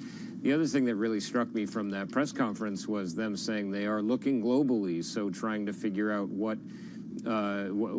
putting each of these attacks in their context. Obviously, there was the New Orleans attack. The suspect had an Islamic State flag in his car, authorities said. No such indication on the Las Vegas one. But it looks like authorities are not ruling out the possibility that these may have not been lone actors, that they might have had some support network. So that's still a big unknown that we're looking into. What surprised me, or was what really struck me, Nick, during this press conference, especially compared to the one we saw with the FBI and other law enforcement officials out of New Orleans earlier today, was that in New Orleans, officials were very quick to say this was terrorism. It's being treated as terrorism. We didn't hear that from this press conference this afternoon. Right. How do you read into that? Well, a very thorny and sensitive issue, how these attacks get labeled terrorism or not. I would suspect that The reason for the New Orleans attack being labeled that way was they found that Islamic State flag in there. There was a lot of conflicting information, of course, going around in the run-up to that, whether the suspect was a migrant, had come from abroad, when in fact we learned he was a U.S. citizen, had served in the Army for many years. But you know, when you see that flag, that Islamic State flag in the car, that's a pretty telling indication. Of course, the big question there again is, was this suspect inspired by the Islamic State, essentially self-radicalized, as has happened with some attacks in the past, or was this some bigger operation or part of some bigger operation by the group, which we do have indications has sort of come back after the punishing campaign by the U.S. to essentially eliminate it, that there has been something of a resurgence. However, at this time, I mean, again, stressing there is still so much we don't know about either of these attacks. I think in the case of the New Orleans one, there is no immediate evidence that this was planned or orchestrated with the Islamic State, which still has a toehold in Syria, and all indications suggest that the suspect there had essentially been self-radicalized, but we're still trying to answer all those questions. No, absolutely. And Nick, you know, I feel like we do have a fair amount more answers as you are laying out and as we just heard in that press conference, but what's top of mind for you in terms of kind of the big question that still needs to be answered? Well, I think, you know, really there's the very interesting fact that both were military veterans. A lot of issues are coming to light about the background of the New Orleans attacker and the strain he had potentially been under at home. We know a lot less about the attacker in Las Vegas, though I did think it was also very interesting from the press conference there that they said, hey, you know, they believe the effectiveness of the bomb was not sort of in keeping with the level of experience they thought that the suspect there had, which I think is obviously an indication, as officials have said, that he was a special operator in the U.S. military. So, but certainly the fact that both appear to be American citizens, both Army veterans.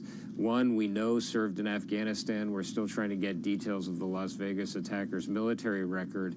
But there are some similarities there that really beg some big questions, and we're going to be trying to figure that out over the next couple days. Right, that one response by one of the officials at that Vegas press conference, media conference, comment made that very strange similarities with the case in New Orleans, what happened in Vegas. So still some more answers that we will all be looking forward to. Nick, really appreciate it. Nick Wadhams, he's National Security Team Leader right here at Bloomberg News, joining us right there from our bureau in the nation's capital. From Washington, D.C. now to Detroit, I want to bring in Bloomberg News auto reporter Keith Naughton for more on this and then some other Tesla news that we learned a little earlier today, that Tesla's annual vehicle sales dropped for the first time in more than a decade, despite a year-end push that sent deliveries to a record in the fourth quarter. Tesla shares selling off as a result. We're going to get to that in just a minute, Keith, but I do want to start with the news just moments ago that we learned from officials in Las Vegas that members of Tesla staff are on their way to Las Vegas to assist law enforcement agents with finding information from this Cybertruck that yesterday had an explosive device or explosive devices in it. I'm curious what types of information they can get from what happens inside a Tesla, what happens outside of Tesla, because for people who aren't familiar with these vehicles, these have quite a few cameras recording at all times on the outside. Oh, for sure. So, you know, modern vehicles, particularly Teslas, are highly sophisticated. They have a lot of devices that record what goes on in the car, cameras being one of them. And so while they're not to the level of a black box on a jet or something like that, it can provide a lot of important information if you're doing an investigation like this. You know, we have two incidents yesterday, the one in Vegas with the Tesla Cybertruck, and then the attack in New Orleans on Bourbon Street, and that was with a Ford F-150 Lightning. I've been on the phone with Ford this morning, and they are also cooperating with authorities to provide them any information they can glean from that F-150 Lightning. So the way modern cars, particularly electric vehicles, so these are both electric vehicles, both rented from Turo, by the way, And so they can provide all sorts of interesting and helpful data as this investigation goes on. I got to ask you, Keith. Okay, and again, forgive us, folks, because we're trying to be very careful here and really just talk about facts and stuff. But is it interesting that both were electric vehicles? Yeah, well, I mean, one way to look at that, and again, I don't want to go too far into the speculation category, but electric vehicles, in the case of the New Orleans attack, they are powered by a battery that is very heavy, that adds thousands of pounds of weight to the vehicle. So, you know, if you're looking to maximize destructive properties, more weight will do that. Keith, what do you make of the Turo connection here? I think a lot of folks might be familiar with traditional places to rent a vehicle, but are now hearing about Turo for the first time.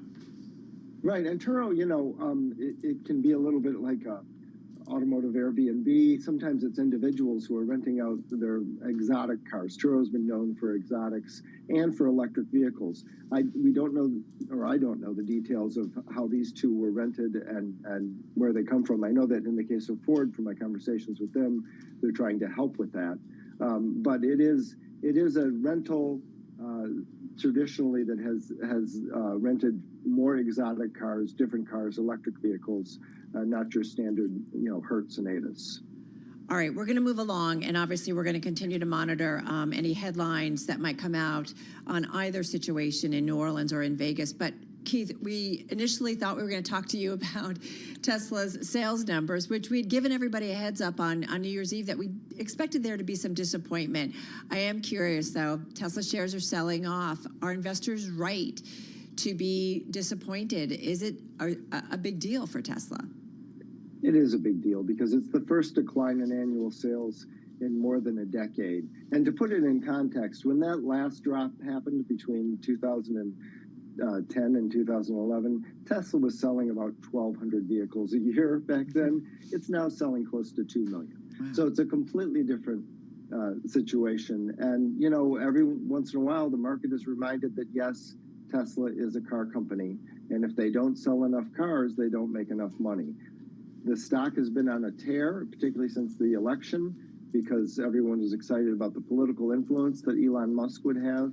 It's been also rising since Elon Musk has focused so much more on AI and the robo-taxi they're developing. But when it comes down to it, Tesla needs to sell electric vehicles, and they're having a harder time doing that. Is Tesla having the same issues that other EV companies are having? Competition from China, less of an interest in EVs and more of an interest in hybrids, high ticket prices that many Americans and people around the world can't necessarily afford, especially when you compare it with those Chinese EVs and then cars with the traditional internal combustion engines. Is that what the issue is? Yeah, absolutely. Tesla is facing those same headwinds as the rest of the industry, but Tesla has an additional headwind, and that is the rest of the industry. You know, they basically had the EV market to themselves until a few years ago, and particularly in this past year, we now have, I think, 75 EVs on the U.S. market.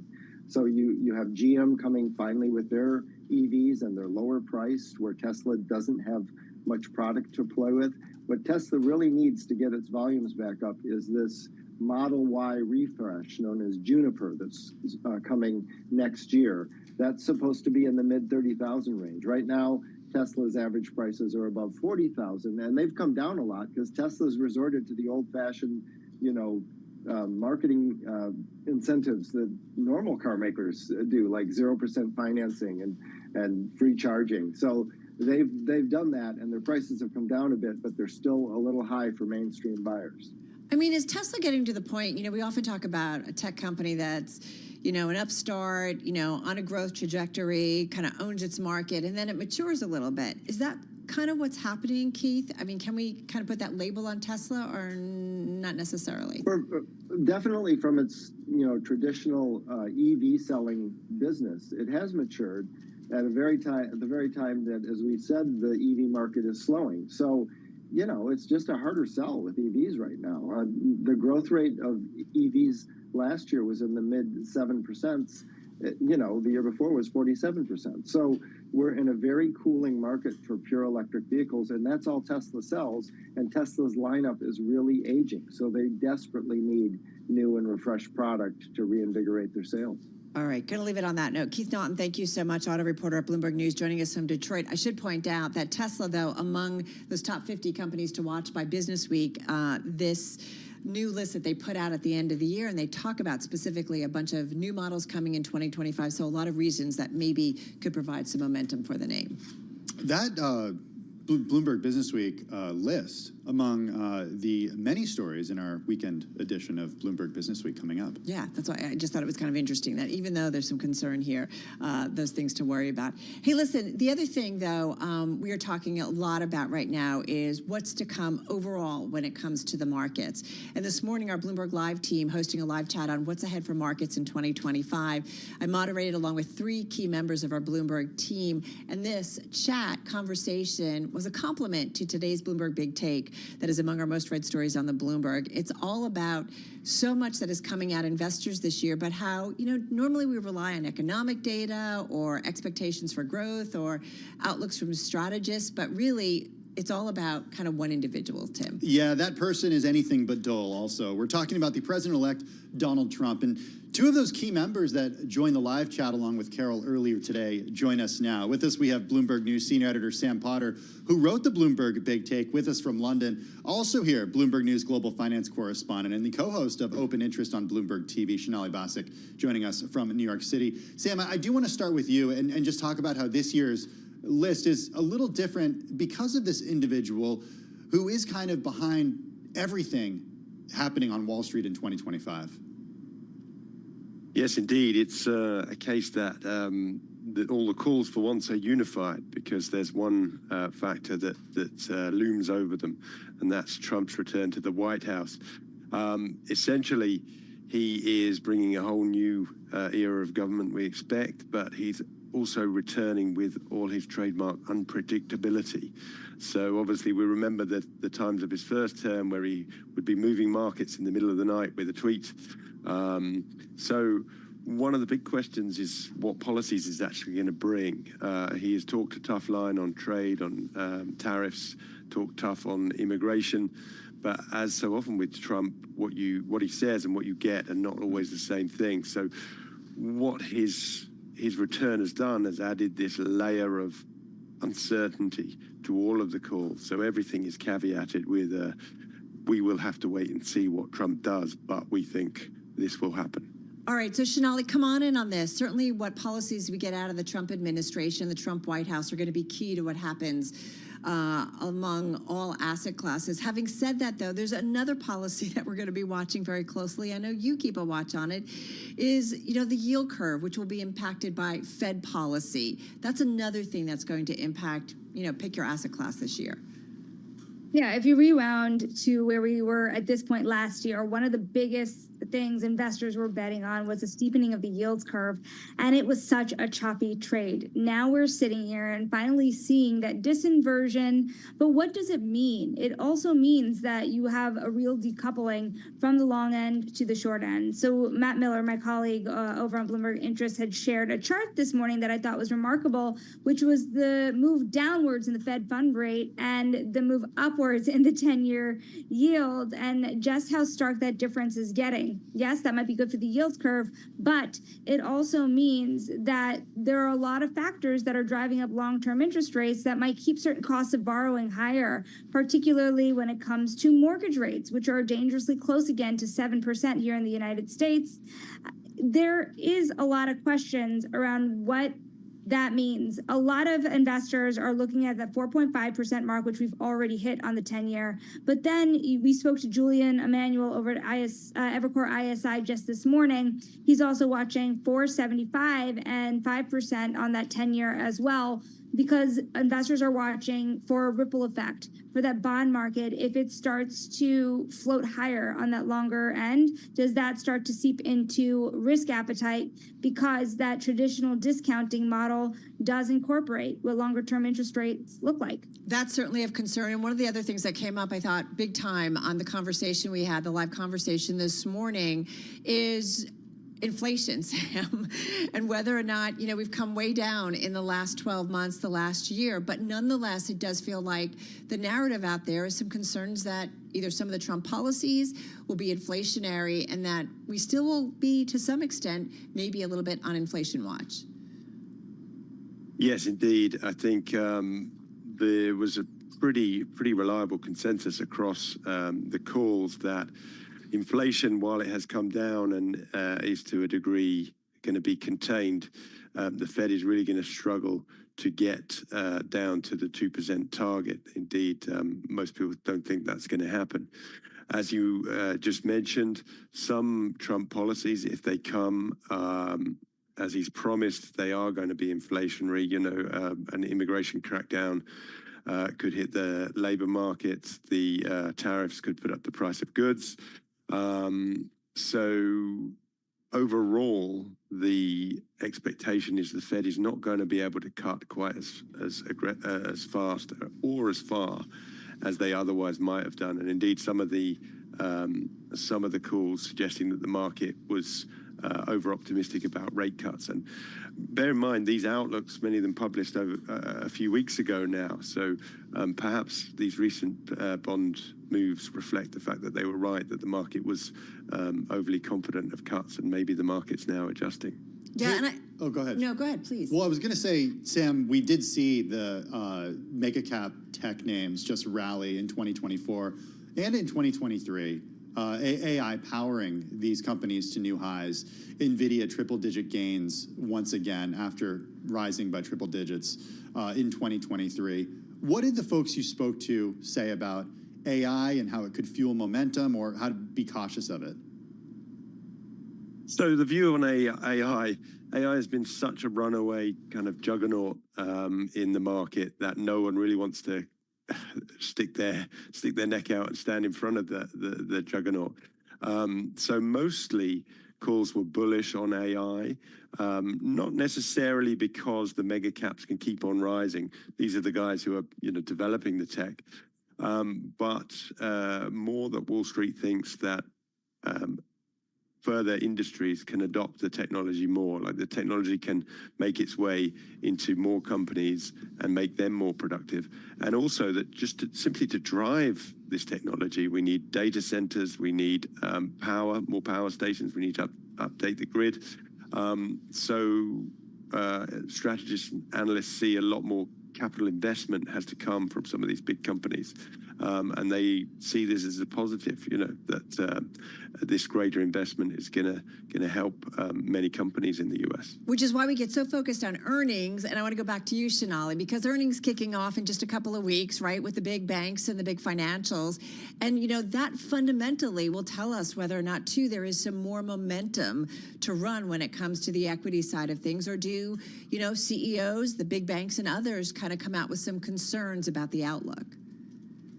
One thing that I'm watching out for is, of course, the big banks start reporting. JP Morgan on January 15th. We're already, of course, preparing for it.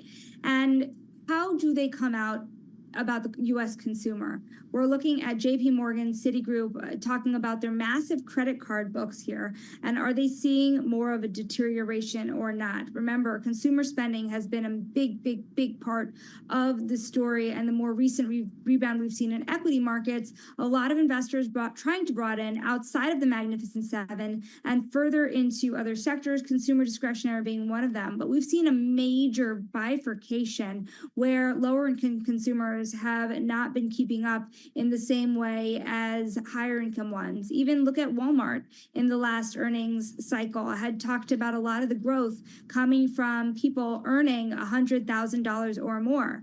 85% of the United States makes $100,000 or less. So what kind of ripple effects does the weakening of the consumer, if there is a weakening consumer, what does that show? The other thing I would also point out is even when you look at the Magnificent Seven, people talk about it like a monolith, and a lot of the returns really did not show across the entire base. You think about just how much Microsoft underperformed relative to some of the other high flyers, NVIDIA, even Tesla doing much better in terms of market performance. You look at this morning, Tesla failing to deliver on expectations around deliveries. taking a big hit. You're seeing the market now reacting much more strongly to that, with it being the biggest laggard for most of the day in the S&P 500. If you start seeing notes of pain in some of those popular companies, then what does it mean for the broader indexes is something to ask. Yeah, I think that's a really, really good point. Having said that, you guys were there on this conversation this morning, and what was interesting is that it's kind of almost feels like, and Sam, the U.S. against the rest of the world, the U.S. exceptionalism, right? You have to look at the U.S. versus what are the other options for investors. Yeah, as we know, that's been very much the story of the last couple of years. The U.S. economy has and the market has powered ahead of the rest of the world, and that's very much the theme that comes through in the outlooks for 2025. So, and that largely is, all the things we're talking about, all the challenges that may face, the potential AI bubble, the potential inflation, the potential tariffs.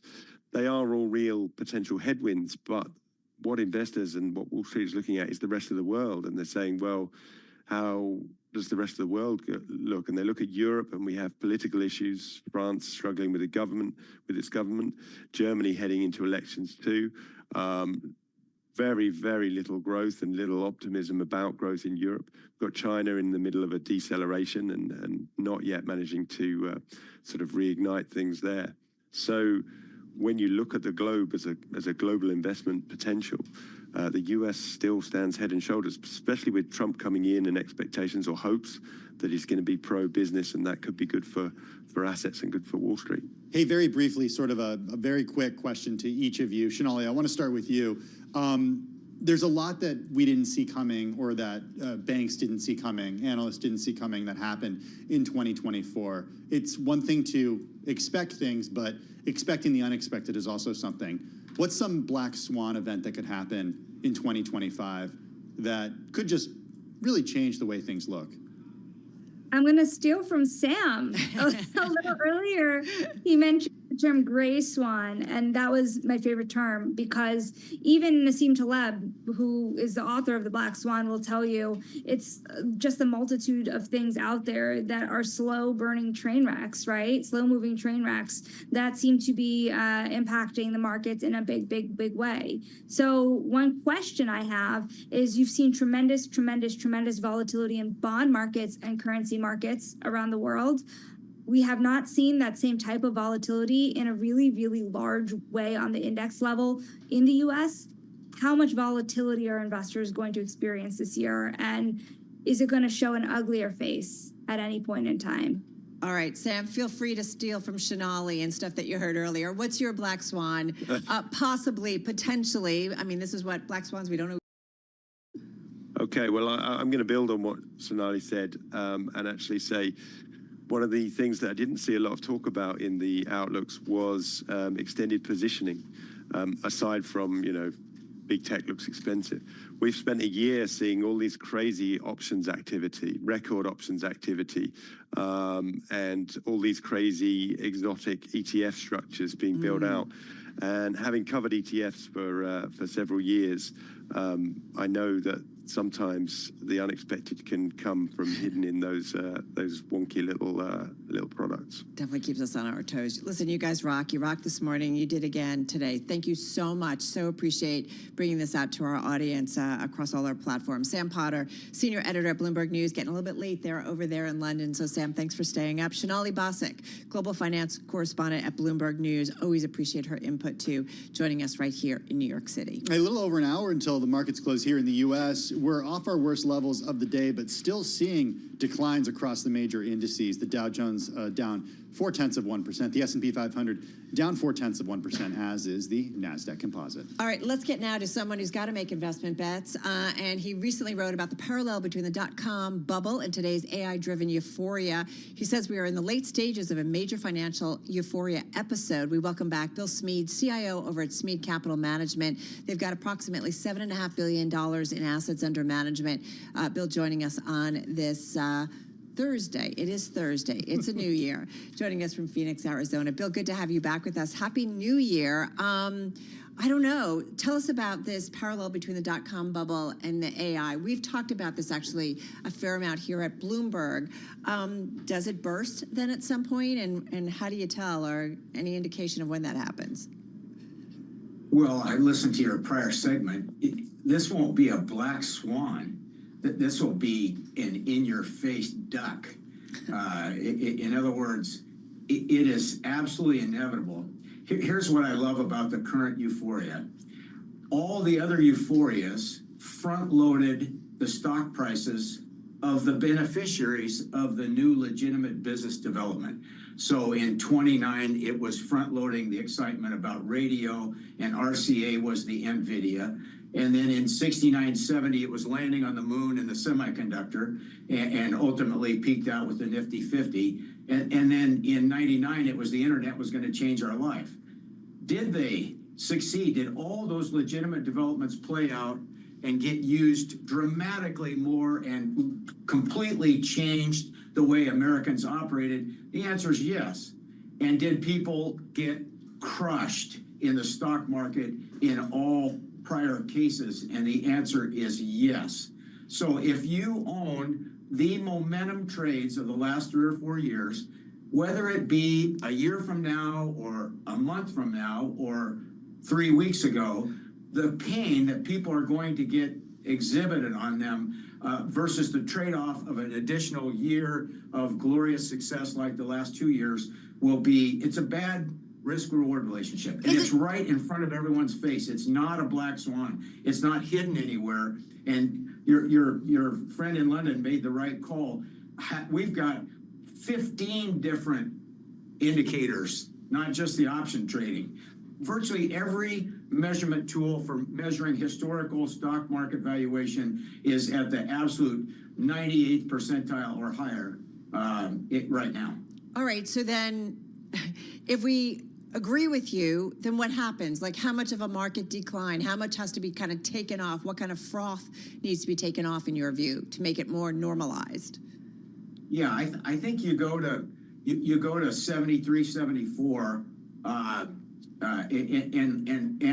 the problem is 73, 74 was a 50% decline in the S&P over 2 years, and then didn't come out of it until 1982.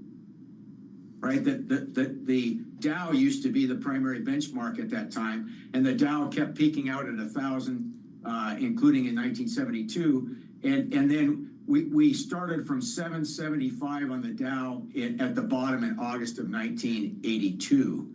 But Bill, we only have a couple of minutes, but I want to ask you though, isn't it safe to say that today's marketplace maybe not the same as 70 or what was going on in the 70s? And maybe I just think about the frequency with how information kind of flies through the market, and social media and the velocity, and when things don't look right, they kind of get taken down pretty quickly.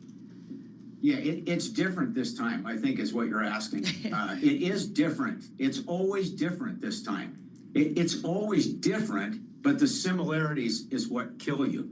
So I happened to read a piece this last week from 2014 from Warren Buffett, and this is 2014. He said, you know, the market spends most of its time reasonably priced, and he calls that reasonableness. But in 2014, he said in his career, 5 times it lost its reasonableness. And that was in 2014. So I think when his partner Charlie Munger said this is the biggest financial euphoria episode of his career because of the totality of it a few years ago, I think Buffett is demonstrating through raising cash that he thinks this market lacks reasonableness. So where are we have 30 seconds left. Where are the opportunities for this year? The opportunities are spelled E-N-E-R-G-Y. You already We've heard that from you before. For electricity, 40% of electricity is made with natural gas. I'm not a commodity trader, but that's what I'd be all over on oil and gas stocks. The price of oil is not going to go down. By the way, pertaining to your prior conversation, people that live in China, their body temperature is 98.6. It's the oldest civilization in the world, and they're very intelligent people. The chance of them pulling themselves out of this is 100%, and American exceptionalism is way overcooked because we're just 98.6, and that's all we're ever going to be. All right, going to have to leave it on that note. Thank you so much. We know we had a lot of breaking news, and we had to jump around a little bit, but Bill Smead, we really appreciate getting some time with you. Bill Smead, Chief Investment Officer at Smead Capital Management, coming to us from Phoenix, Arizona, $7.5 billion in assets under management. So looking forward to catching up again because I want to kind of talk a little bit more about his view, his perspective. The view this year so far is one of red. The S&P 500 down about 0.5% on this first trading day of 2025. The NASDAQ down 0.6%, as is the Dow Jones Industrial Average. 8 of the 11 major industry groups in the S&P are lower on this first trading day of 2025. Hey, if you're watching on television, the close is coming your way in just a moment. Do not go anywhere. Tim and I continuing right here on Bloomberg Business Week, and this is Bloomberg.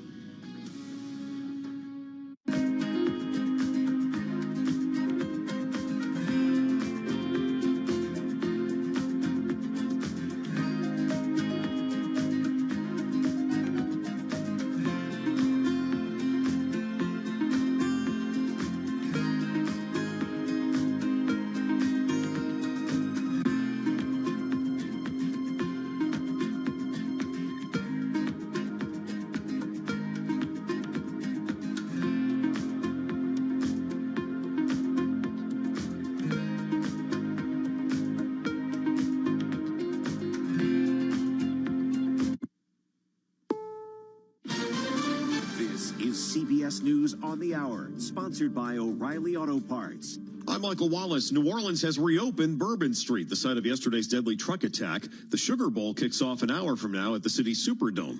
Mayor LaToya Cantrell. I want to reassure the public that the city of New Orleans is not only ready for game day today, but we're ready to continue to host large-scale events.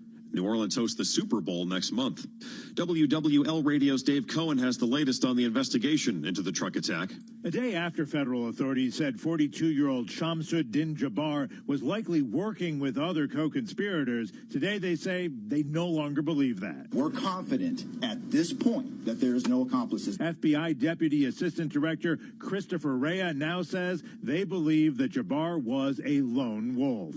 The FBI says Jabbar was not on any federal government watch lists. The Bureau says he had planted 2 improvised explosive devices on Bourbon Street and that he had originally planned to hurt his family and friends but decided to garner more attention with the truck attack. As for yesterday's truck explosion in front of the Trump Hotel in Las Vegas yesterday. No definitive connection at this point. Nothing definitive, key word there, between the attack here and the Cybertruck explosion in Las Vegas. CBS's Tony DeCopel. Authorities say the man found dead in that Cybertruck was likely the same active-duty Special Forces soldier who had rented it. He had shot himself in the head before the explosion. Las Vegas County Sheriff Kevin McMahon says police found a lot of items in the truck. A military identification. We also found a passport. We found a Desert Eagle 50 caliber semi-automatic pistol. Investigators called the explosive rudimentary. Israeli Prime Minister Benjamin Netanyahu has authorized a delegation to continue negotiations in Qatar toward a ceasefire deal in Gaza. Israeli media say the delegation will depart Friday. There's been no comment from Hamas. Many Americans have been left in limbo over the changing insurance coverage of those obesity medications. While West Virginia's state employee health insurance program covers drugs like Ozempic for people with type 2 diabetes, officials decided to indefinitely pause covering their use for weight loss patients because of the cost. Other state and private insurers have taken a similar action for the drugs, which can cost patients more than $1,000 per month if they have to pay out of pocket. Blue Cross Blue Shield of Michigan and North Carolina State Employee Public Insurance Agency stopped covering the drugs for weight loss last year. Jim Crisula, CBS News. Rough afternoon on Wall Street after a good start to the day. The Dow is now down 251 points. S&P down 31. This is CBS News.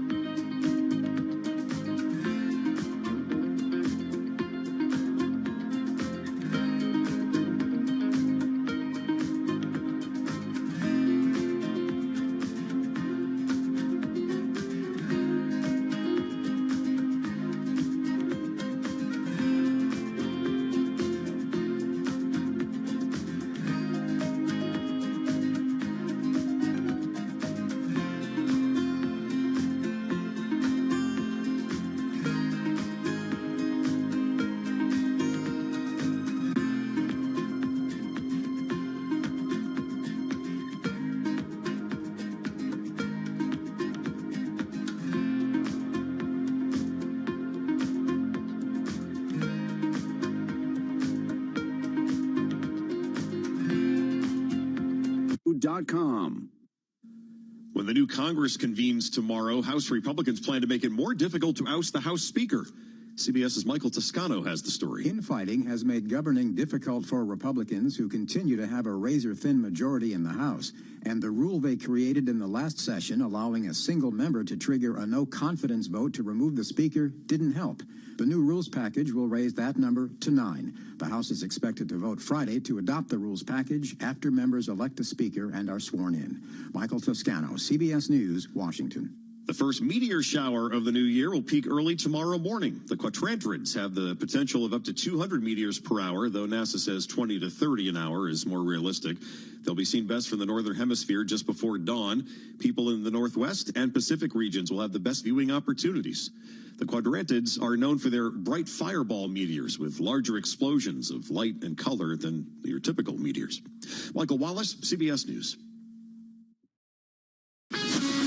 This is Bloomberg Business Week. Insight from the reporters and editors that bring you America's most trusted business magazine. Plus, global business, finance, and tech news as it happens. Bloomberg Business Week with Carol Masser and Tim Stenovec on Bloomberg Radio. All right, everybody, we are less than an hour away from the closing bell, wrapping up soon-ish the first trading day of 2025. Soon-ish is like, it's less than an hour, but more than 50 minutes. Well said, well That's said. how we define soonish. That's exactly it. Hey, I'm Carol Masser along with Tim Stenovec live here in our radio studio, our Bloomberg Interactive Brokers studio. We're also on YouTube and Bloomberg Originals.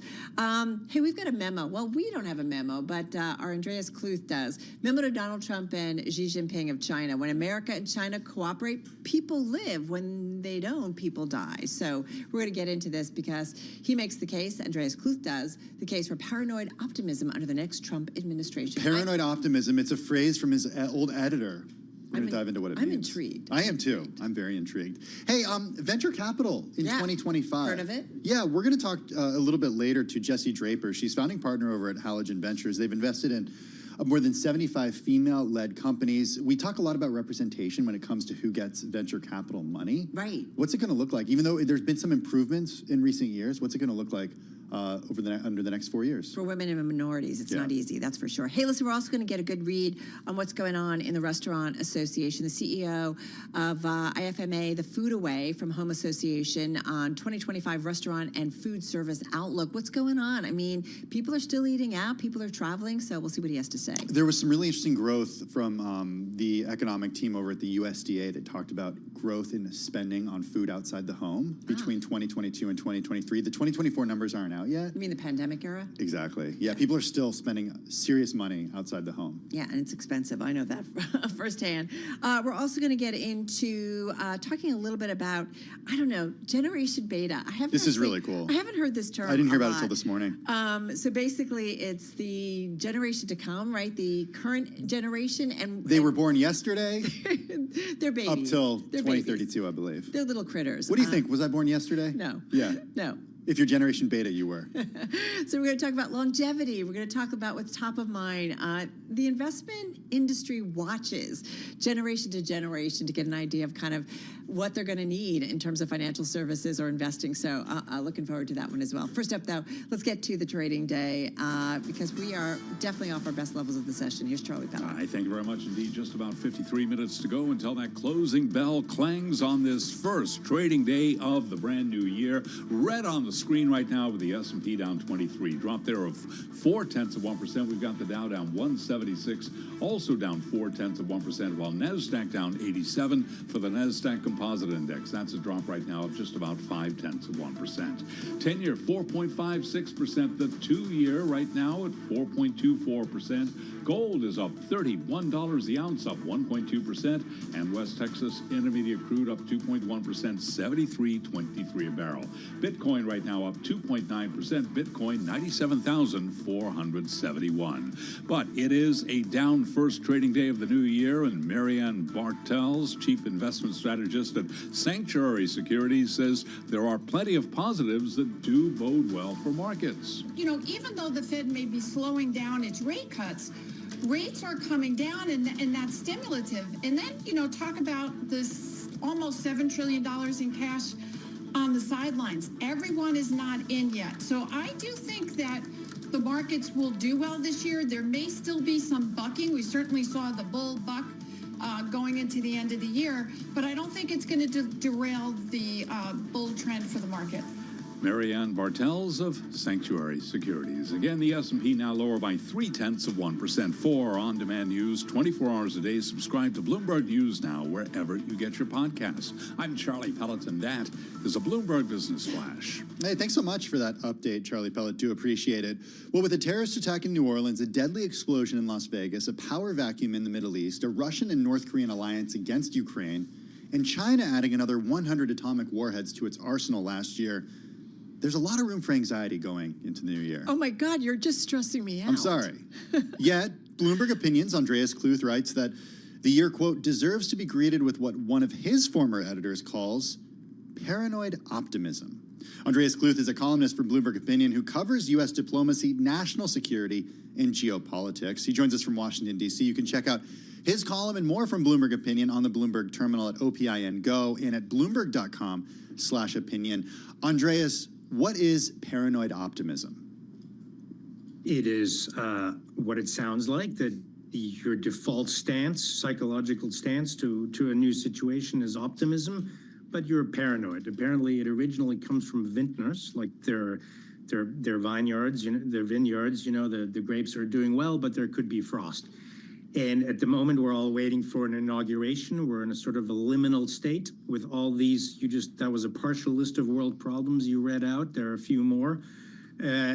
Sorry, Carol. Bad news for you. Yeah, I know. It's a big list. No, it gets worse and worse. But we're optimistic because there is a president to whom I've not always been kind, but he deserves optimism. He promises to be. He's proud of his unpredictability. He promises to be mind-bogglingly unorthodox in his approach to anything. I mean, like buying Greenland and Panama Canal back and who knows what. And so that could lead to breakthroughs. On the other hand, these problems are complicated and interconnected. There are feedback loops. He may not understand that. They have a dynamic of their own. So we also need to be paranoid. And that's a sort of stance of early 2025. Andreas, I think about the U.S.-Chinese relationship, something that we have spent a lot of time talking about in the last couple of years, and really going back to the first Trump White House. Having said that, we used to be like, listen, these two need each other. So in the end, maybe it's a lot of big talk, harsh talk, although we have seen actual actions, if you will. But I do wonder, whether or not some of it could eventually lead to something more dramatic and dangerous. Very much so. So at the moment, what I'd say, Trump is in a sort of Muhammad Ali trash talk phase, if you know what I mean. And the Chinese have to answer that. There are enormous tensions, Taiwan Strait, South China Sea, and then many other things. But I would say, most importantly, the nuclear arms race and the sliding gradual formation of a new axis, anti-American, anti-Western axis of China, North Korea, Iran, and Russia. Now, as you just said, this could get really ugly if the two giants in this constellation don't come together and talk. However, if they do talk, there's almost no problem that they couldn't solve or begin to solve together. Again, the arms race, they could agree that this is unsustainable, the nuclear arms race, I mean, and come to an agreement. And then, because Xi Jinping has leverage over Moscow and Pyongyang and even Tehran, and Trump says he's a negotiating genius anyway and loves Putin, so then they could bring him in that same way, and they've already demonstrated some progress on fentanyl, the leading killer of Americans. Mm-hmm. When America and China were at odds, because a lot of these chemicals are produced in China, more and more Americans were dying of fentanyl. Then Joe Biden and Xi Jinping got together and said, let's do something. This is low-hanging fruit. We should cooperate to build trust. And China has started doing something, and for that reason and others, fentanyl deaths are still high but plummeting. In that same way, we could approach other problems, eventually even climate change, and Trump could look very good. But he needs Xi Jinping to solve anything from the Korean Peninsula to the South China Sea to Ukraine and the Middle East probably, and other things. How should we look to historical parallels like Ronald Reagan, Mikhail Gorbachev during the Cold War as to this era and what could happen next year and over the next 4? Well, you mentioned Reagan and Gorbachev, and the first thing that leaps out is, I don't think Americans are aware of this. I'm just reading a new book called Nuclear War that sketches out a scenario of how this could go wrong. How does it end? It starts with Washington, D.C., where I'm sitting, getting nuked with a North Korean nuke, as well as the Diablo power plant in California, the Americans launching, the Russians counter-launching, everyone launching while the things are in the air, and then that was it. But what Gorbachev and Reagan did was they also looked into the abyss and understood it and rose above themselves and their, I don't want to say pettiness, they weren't petty, but and said, this is insane and we must come together. That was a simpler world, a world of 2 giants. We have a world of 3 giants in the nuclear realm, and then several no longer midgets like North Korea. So it's more complicated. All the more reason why Trump has to essentially stop distracting everyone, unless you think it's just trash talk, with this trade war stuff, with this other stuff, and essentially launch hostilities preemptively against China before he's actually talked about any of the big issues, and has to start talking to Xi Jinping. Xi Jinping, or China, and Trump is also the one that I think is the easiest to pry away from this forming axis. Remember that axis of the 4 autocratic powers that I named. If they get together, America's military is built to win 1 major war and 1 minor war at the same time. Those could be 4 wars at the same time. So that must be the strategic imperative number 1, is to prevent that from being an axis. And I think Beijing, the Chinese, understand that World War III is not a good outcome. And I think they might actually talk to Trump. He's unpredictable, he's crazy, who knows? But, but I'd say let's go easy on the trade war and everything else and start solving problems. Hey, listen, just got about 45, 50 seconds here, Andreas. Just to sum up, Tim and I have often these conversations about World War III and geopolitical tensions. And at the same time, if we don't deal with our climate, what's going to be left? And I just wonder how you kind of roll that in. Yeah. Yeah, and so we just talked about China and America. America is historically the largest emitter of carbon, was just passed in recent, like for about over a decade, by China. So those are number 1 and 2. If they don't help solve it, nothing will happen. If they get together and start solving it, something could happen.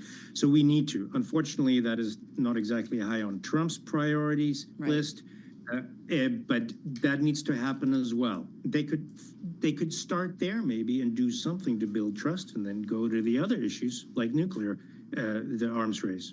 All important issues, and really hefty and heavy issues as well. Andreas, thank you so much. Really appreciate it. I think I'm not reaching for my bottle of vodka yet, but definitely some things to think about. Andreas Kluth, columnist for Bloomberg Opinion, covers U.S. diplomacy, national security, and geopolitics. What he says, though, makes a lot of sense. I did buy some alcohol-free champagne for New Year's Eve. I haven't opened it yet. We fell asleep before it was even time. Well, if you need the real stuff, buddy, just come on over to my side. Okay, sounds good. I might after reading that. All right, coming up, everybody, we're going to switch gears, maybe get a little lighter, talk a little bit about the venture capital world. That's next.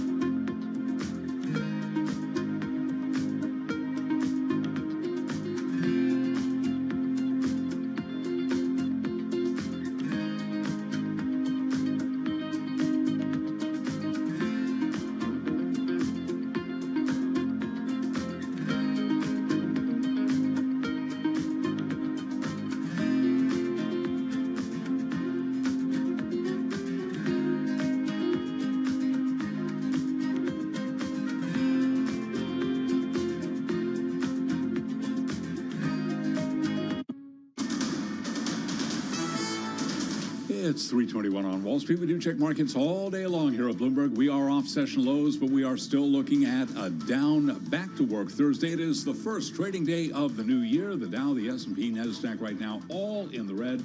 S&P down 13, down 0.2%. We got the Dow down 116, down 0.3%. NASDAQ lower by 48, a decline there of just about 0.3%. The Russell 2000 index of small cap shares unchanged on the day. 10-year 4.56%, the 2-year 4.24%. Gold now up 1.3%, surging $33 the ounce. Spot gold at $26.58. West Texas Intermediate crude up 2.1%, $73.26 a barrel. Some investment advice for the new year. Linda Dissel is senior equity strategist at Federated Hermes, and she puts it like this. The best performing portfolios historically are from dead people, people that, you know, the heirs don't know that they have that money, that it exists out there. And then when they discover it, did really well because they weren't worried about what's happening today or next week. Just invest for the long term. And in the U.S., the future really is bright. Linda Dissel, senior equity strategist at Federated Hermes. Tesla's annual vehicle sales dropped for the first time in more than a decade, despite a year-end push that sent deliveries to a record in the fourth quarter. We had Tesla shares down by 6%. For on-demand news 24 hours a day, subscribe to Bloomberg News Now wherever you get your podcasts. I'm Charlie Pellet, and that is a Bloomberg Business Flash. Hey, thanks so much for that update, Charlie. Do appreciate it. This is not going to surprise anyone who has listened to or watched our show in the past, because we talk about this a lot, but women-founded startups get only a fraction of the VC funding of male startups. I mean, we're talking single digits here. I mean, depending on by far, so much less. Depending on which data you look at, via PitchBook or others, it's like single digits. Yeah. But they made gains last year. Women and non-binary VC investors have gained a foothold in the tech industry 5 years faster than the advocacy group All Raise expected, but leaders say a national backlash to diversity, equality, and inclusion initiatives threatens the progress that's been made. So, Carol, about 18% of decision makers at U.S. VC firms are female. It's double from 2018 when All Raise was founded and set a goal of reaching that number by 2028. That's according to the group's annual report that was published last year. So some progress. Some progress. Some progress. Some progress. Let's see what Jessie Draper has to say about that. She's founding partner of Halogen Ventures. The VC firm has invested in more than 75 female-founded tech startups, including Babylist, Flex, Everlywell, and more. She joins us on this Thursday from Los Angeles. Jessie, good to be talking again with you. It does feel like, first of all, that there is a backlash on all things DEI. How is that potentially going to impact the VC world, which already, when it comes to female-founded firms, I mean, man, they have to struggle to find funding.